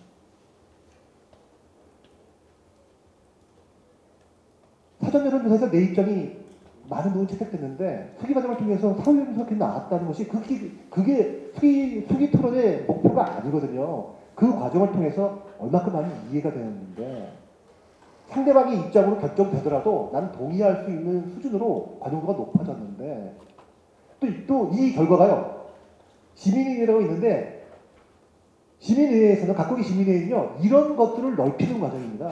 학교에서도 수기 토론을 하고요. 직장에서도 하고 지자체에서도 합니다. 국회에서도 그거를 하면서 많은 국민들이 포용력과 포함력을 강화하기 때문에 의미를 갖고 있다고 보거든요. 저희같이요. 그동안 알아다닙니다. 길거리에서는 좌우가 나뉘어가지고 싸움질하고 길 건너편에서 그죠? 전혀 다른 어떤 주장의 플래카드를 펼치고 자기가 옳다고 그죠? 기자회견을 합니다. 정치권은 더 심합니다. 정치적 양극화가 국민을 더욱더 분열과 갈등으로 몰아가고 있습니다. 근데 갑자기 또 문제가 터져가지고 자기가 결정하기 어려운 이런 문제가 나오면 갑자기 하지 않던 수기 토론하자고 그러고 공론조사 하자고 합니다. 그리고 그 공론조사는 마치 토론 배틀처럼 사전사후 우리가 많은 전문가를 배치한다고 하고 사후 여론조사에서 내 입장이 그죠? 결정되기를 원합니다. 어떤 수기에서는 신고전들에서 그런 의혹이 있었는데요. 아예 사후 여론조사의 문항들을 바꾸려고 했죠. 왜? 내 입장이 수기 과정을 통해서 선택되어야 되기 때문에. 그건 뭐냐면요. 완전히 수기 토론이 뭔지 공론조사가 뭔지를 왜곡하고 잘못 이해하고 있고 나라를 점점 더 이 사회를 나락으로 빠뜨리는 일이라고 저는 생각합니다. 저는 이런 토론을 통해서 소위 보수진보 시민사회 그리고 또 건강한 어떤 정치권이 이 수기 토론을 어떻게 일상적 생활 과정 속에서 일상적 시기에 어떻게 뿌리를 내리고 정착시킬 것인가. 그리하여 정치권은 선거 때문에 그죠? 양극화를 계속 생산해낼지언정 국민들만큼은 시민들만큼은 시민사회만큼은 서로를 이해하고 관용도를 높여가면서 이런 깊이 있는 관계가 형성되기를 바라고요. 뭐 이것저것 저도 정리했습니다만 앞부분에서 우리 은재 박사님이 너무 자세하게 설명을 많이 해서 저는 한 가지만 언급하고 정리하겠습니다. 어떤 거냐면요. 공론조사는 아까 은재 박사님 말씀하신 것처럼 유럽에서는 굉장히 신뢰성이 높은 수단이고 방식입니다. 이걸 통해서 갈등이 해소되거든요. 오해가 그죠? 줄어들고. 근데 우리나라는 최초에 그런 이해가 있었죠. 그런 어떤 그 기대가 있었는데 신고리, 뭐 제주 영리동원, 기타 뭐 몇몇 것들 저는 이번 그죠? 선거제 개편과 관련한 공론조사가 또 얼마만큼 공론조사에 득이 될지 더 공론조사에 대해서 아이 그건 말이 안 되는 방식이야 라고 피해를지 모르겠습니다만 안타까운 건요. 공론조사 기관이 이번에 이거 땄잖아 수주를 했잖아요. 했으면 그런 등등의 그죠? 리스크가 존재한다고 했을 때 최소한 여기 시민사회연대위와 검사위원을 참여하는 검증 과정을 좀 거치고 그리고 진행하는 과정에서 우리가 모니터 활동을 할 수 있게 그죠? 장을 열어준다면 사실은 이후 결과에 대한 다양한 플러스 마이너스 효과가 있겠습니다만 보험적 성격을 지닐 수 있다고 생각하고 우리 또한 모니터를 통해서 그죠? 올바르게 공론조사가 수기 토론이 진행되는지를 감시함으로써 이후 긍정적인 역할을 하지 않을까라는 생각을 갖고 있습니다. 늦었지만 제가 이제 여기 오기 전에요. 여기 이것을 시행하는 그 여러 데서 기관에게 문의를 했더니 충분히 그럴 용의가 있다고 하더라고요. 그래서 그리고 이번 토론에도 진작에 알려줬으면 자기도 참여할 텐데 며칠 전에 알아가지고 자기도 참여하고 싶지만 출장 스케줄 때문에 못 온다고 하니까 물론 저는 부족하고 한계가 있는 공론조사라고 생각하나 그래도 최대한 이것을 긍정적인 방향으로 국민 세금으로 하는 사업인 만큼 긍정적인 방향으로 이끌어 나가기를 바라마지 않습니다. 이상입니다. 네, 수고하셨습니다. 지금까지 말씀들을 다 하셨는데 아마 발표자 중에서 미처 굉장히 중요한 얘기를 받들으신 발표자가 계시면 한 1분 정도 간단하게 우리 교수님. 예, 추가 발언 시간 주셔서 고맙고요.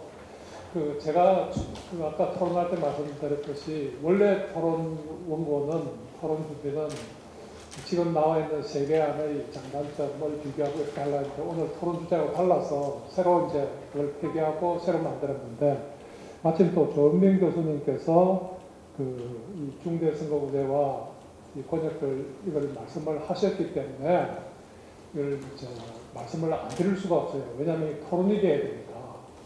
그래서 제가 조은민 교수님께서 24페이지에 지난번 지방선거에서 30개 선거구에서 3 내지 5명의 중대선거구제를 실시한 경험, 그걸 가지고 이제 분석을 하셨는데, 이 분석 자체에 대해서 제가 이의를 제기하는 건 아니고요.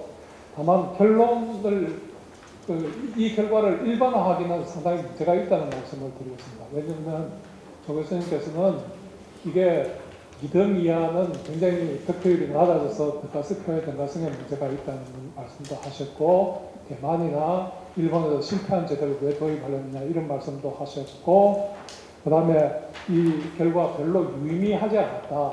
즉 다시 말해서 중소정당에게 기회가 주어지지 않았다. 이 세 가지를 결론을 내리셨는데, 이렇게 결론을 내리기는 이건 우리나라의 특이한 제도이기 때문에 그렇습니다. 예를 들어서 이 제도는 뭐냐면 한 명을 뽑아도 한 표, 유권자에게 2명을 뽑아도 한 표, 5명을 뽑아도 한 표를 줬기 때문에 일어나는 현상입니다. 그래서 중대선거구제를 실시하면서도 굉장히 정치 안정과 이 협치를 실현하고 있는 대표적인 나라가 스위스인데, 스위스에서는 2명을 뽑으면 2표, 다인 선거구에서 3명을 뽑으면 3표, 5명을 뽑으면 5표, 7명을 뽑으면 7표를 부여를 합니다. 이렇게 하면 결과가 완전히 달라질 것이다. 그 다음에 2등 이하도 그렇게 하면 득표율이 굉장히 높아집니다. 그렇기 때문에 두 번째 비판도 일반화하기는 무리가 있다. 그래서 제가 분석하기에는 이게 이제 소선구, 원래 어느 나라나 민주주의 초기 단계는 전부 소선구제입니다. 여기 문제가 있기 때문에 한편에는 비례대표를 하고 한편에는 중대선거를 가지고 개선책을 마련하려고 했는데, 특이하게도 스위스에서는 하원 선거에서는 비례대표를 도입하고 상원 선거나 이 칸톤 정부 구성, 합의제 정부, 그 다음에 지방 정부 구성에는 중대선거구제로 해서 2명 내지 12명까지 뽑도록 이렇게 이제 했는데 굉장히 효과가 있었다. 그렇기 때문에 대만이나 일본에서 거기도 아마 한 명만 표를 유권자에게 한 표만 줬을 거예요. 그런데 이것을 뽑는 수만큼 투표권을 부여하면 효과가 완전히 달라질 수 있다. 이런 말씀 꼭 좀 드리고 싶습니다. 네, 그럼 박사님, 조은민 교수님 추가 발언하시죠.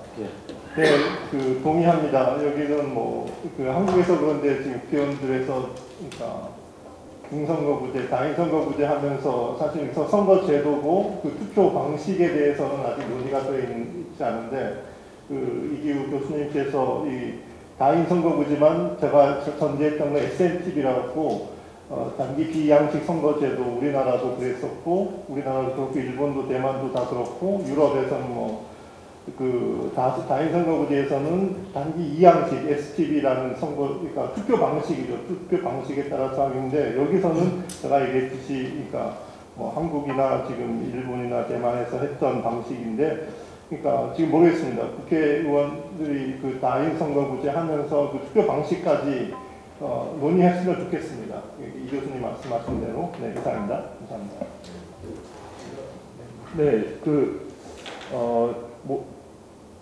앞에 말씀하신 거 조금 이제 보태면, 그래서 저 어떻게 우리가 스위스하고 같은 효과가 될지 아닐지는 장담하기 어렵다는 생각이 듭니다. 특히, 5명한테 5표라는 같은 정당 출신들한테 특히 정당에 따라서 투표를 지금 묻지마 투표하는 지역들 같은 더더구나 그런 가능성이 굉장히 크기 때문에 효과가 있을까라는 생각, 그것도 한번 생각해볼 필요가 있다고 들고요. 근데 중요한 것은 사실 이런 구체적인 내용들에 대해서 충분한 토론을 국민들이 듣고 수기하는 과정을 통해서 결정을 해야 된다라는 건데, 지금 공론화 조사를 한다는 게 투명성이라는 측면에서 투명성이 전혀 없습니다.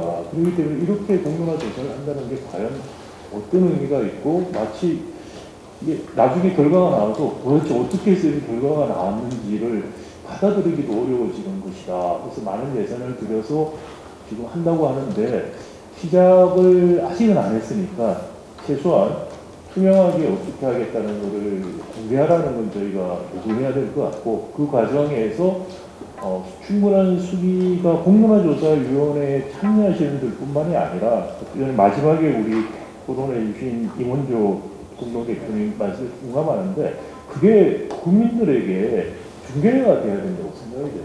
그래서 국민들이 공론화조사위원회에 직접 참여하지 않더라도 그 내용을 충분히 숙지해야지, 그래야지 나중에 공론화조사위원회 결과를 받아들일 수가 있다고 생각이 됩니다.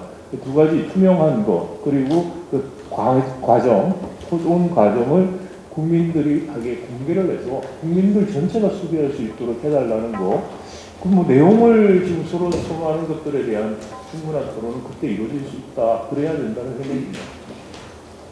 저도 한 말씀 좀 드리고 싶은데요. 보통 우리가 선거제도 개혁 그러지만 실제 그 안에는 크게 3가지 요소가 있죠. 한 선거구에서 몇 명을 뽑을 것이냐, 선거구제가 있고요. 어떤 사람을 당선 의원으로 할 것이냐, 대표제가 있고요. 그 다음에 어떻게 투표할 것이냐, 투표 방식이 있습니다. 이 3가지가 서로 복합적으로 얽혀가지고 이제 선거제도 개혁의 논의를 이루게 되는데요. 사실 우리가 그동안 선거제도 개혁하자고 하면서 논의가 이런 것들을 제대로 구분하지 않은 채 이루어져 왔거든요. 그러다 보니까 똑같은 이야기 하는 것 같으면서도 다 각자 동상이몽에 빠져 있는 그런 상황에 떨어지는데, 바로 이 때문에 공론화 이제 논의를 할 때, 그러니까 어떤 방식이냐, 중대선거구냐, 도농합표, 통합형이냐, 이 논의는 최후에 해야 되는 거죠. 그렇지 않으면 아예 전문가들이 해도 괜찮습니다.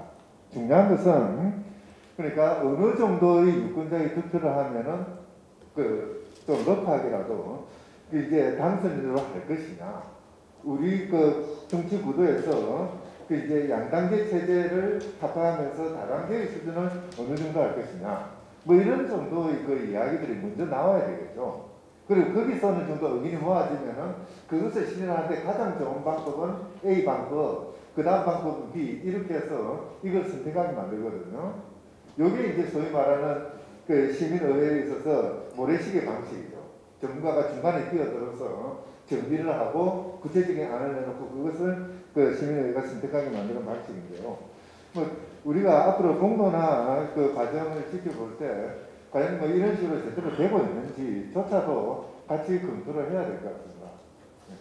여기 계신 분들 중에 한두 분 정도 질문, 그러니까 이 자기 주장을 강연하지 마시고 질의를 여기 계신 분들에게. 들리시나요? 네. 3가지 질문을 드리고 싶은데, 먼저 첫 번째 이기호 선생님한테 질문 드리고 싶은데, 여기 논의 방향을 이제 앞으로 쟁점을 축소하는 식으로 해야 된다 이렇게 말씀을 해주셨는데, 의원 정수에 대한 이야기는 없는 것 같아서 그래서 의원 정수 확대는 논외로 해야 된다 이렇게 보시는 건지 여쭤보고 싶고, 두 번째로 이제 그 조원빈 선생님한테 여쭤보고 싶은데 그 이제 지역구를 줄이는 게 그 반항이 그러니까 반발이 있을 수 있으니까 비례대표 의석을 30석 늘리는데 대신에 국민적 공감대가 필요하다 이렇게 말씀을 해주셨는데 조금 나이브하다는 생각이 들었거든요. 그러니까 국민적 공감대를 얻는 것도 더 힘들 수가 있다. 특히 의원 정수 확대에 대한 반발이 많이 있으니까 그걸 어떻게 끌어갈 수 있을지, 그러니까 투명성을 좀 확보해야 된다고 말씀을 해주셨는데 그것만으로 좀 보완책 부족할 수 있지 않을까?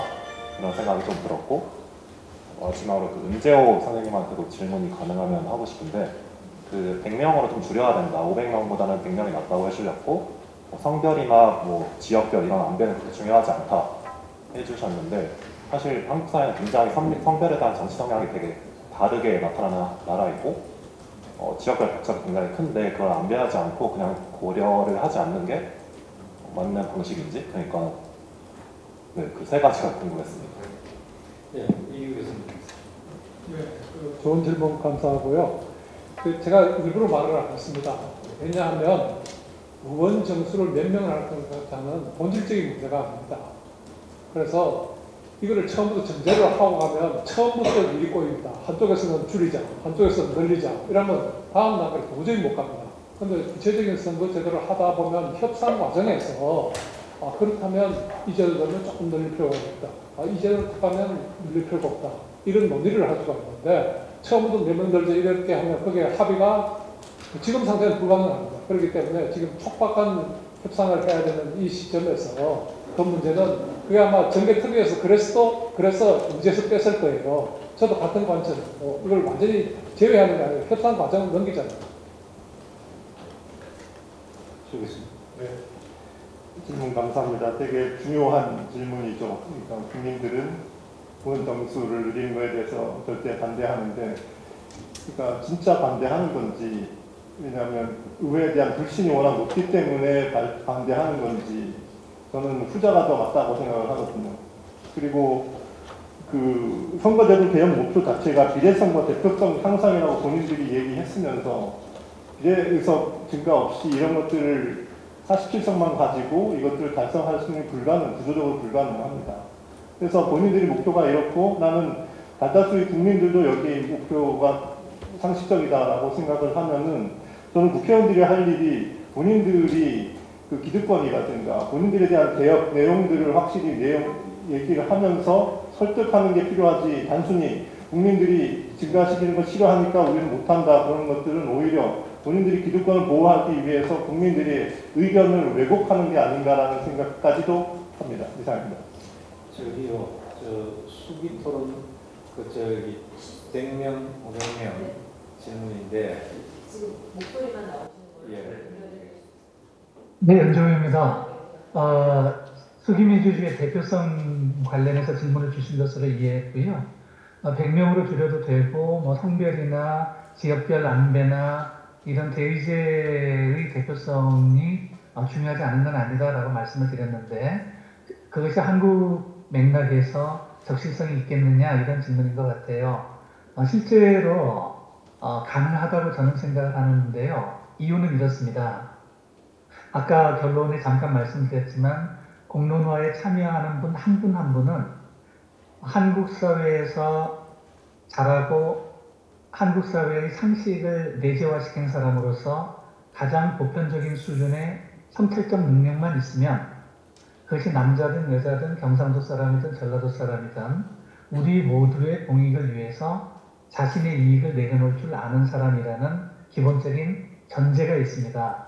이게 이제 수기민주주의의 대표성 원리고요.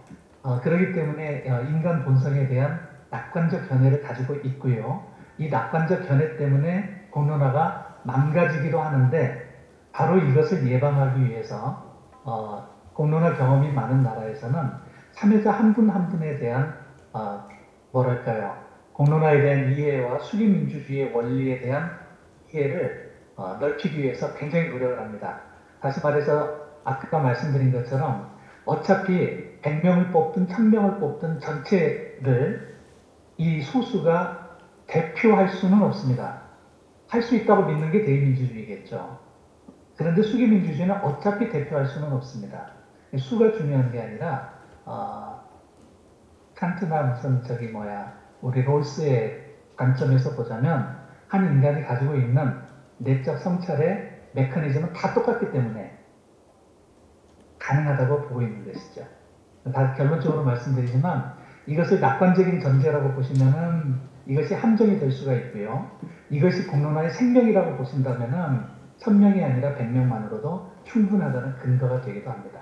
이상입니다. 지난 6년간 그 윤원조 총장은 무사련을 대표, 보수 입장을 대표해서 6년간 연대회의하고 평화 통일을 가지고 6년을 수기 토론을 했습니다.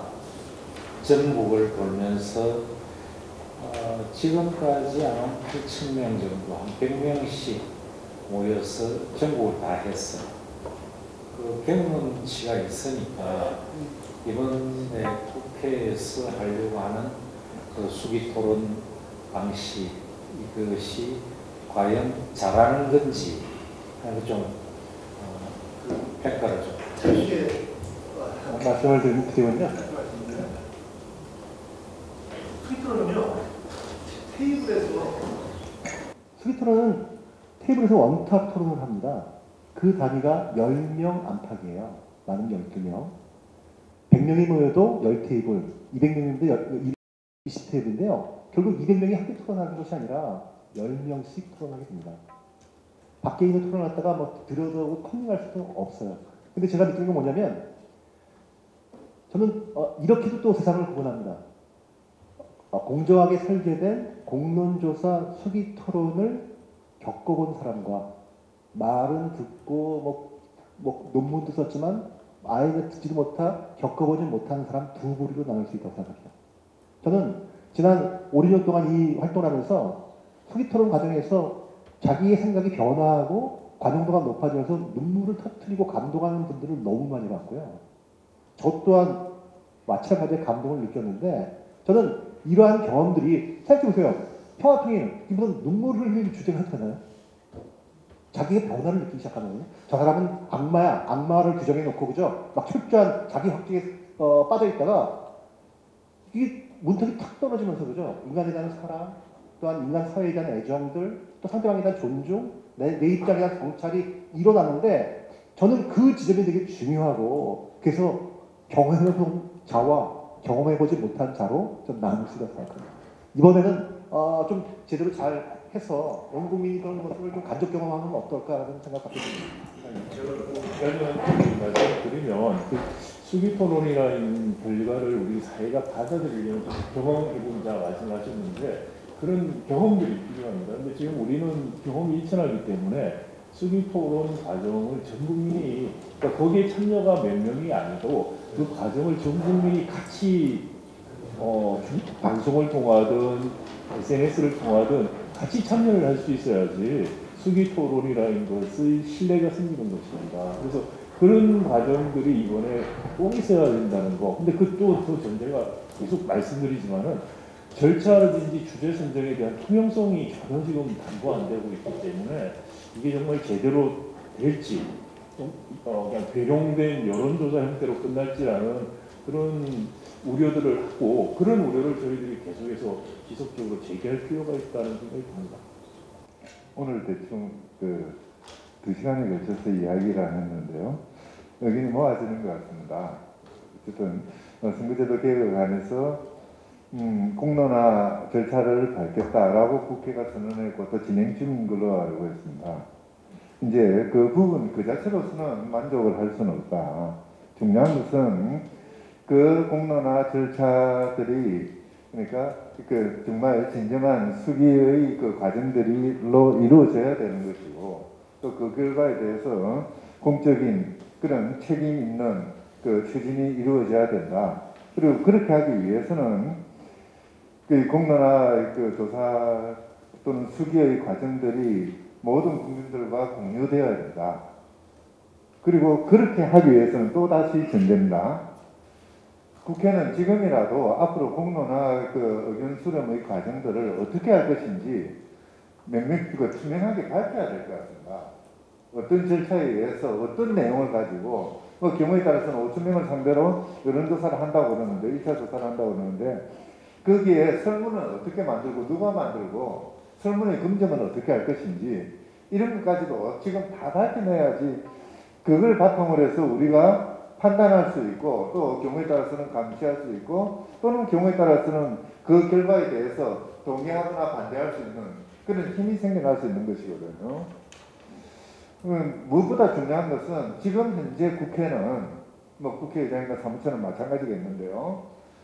침묵하고 있을 것이 아니라 앞으로 우리는 어떻게 하겠다라는 자료를 내놓는 것이라고 생각합니다.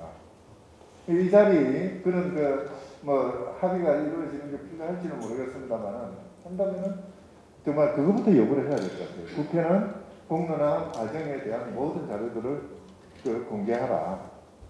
그리고 그에 대해서 시민사회의 의견이라든지 또는 비판이라든지 이런 것들을 받아들일 수 있는 그런 루트를 마련하라라고 요구해야 될 것 같습니다. 이 정도 하고 많은 이야기 나왔는데요. 참 우리 사회의 미래를 결정하는 이야기들일 것 같습니다. 87년 체제가 민주화 산업화를 자랑하는 체제다라고 이야기를 합니다만은 그것이 제대로 이루어지려면은 지금 이 순간 선거제도 개혁부터 제대로 이루어져야 될 것이고요. 선거제도 개혁이 제대로 이루어지려면은 우리 시민들의 목소리가 좀 더 크고 힘있게 그리고 좀 더 뭉쳐진 그런 목소리로 이어져야 될 것 같습니다. 긴 시간 동안 이야기해 주시고 고민해 주셔서 고맙습니다. 마치겠습니다.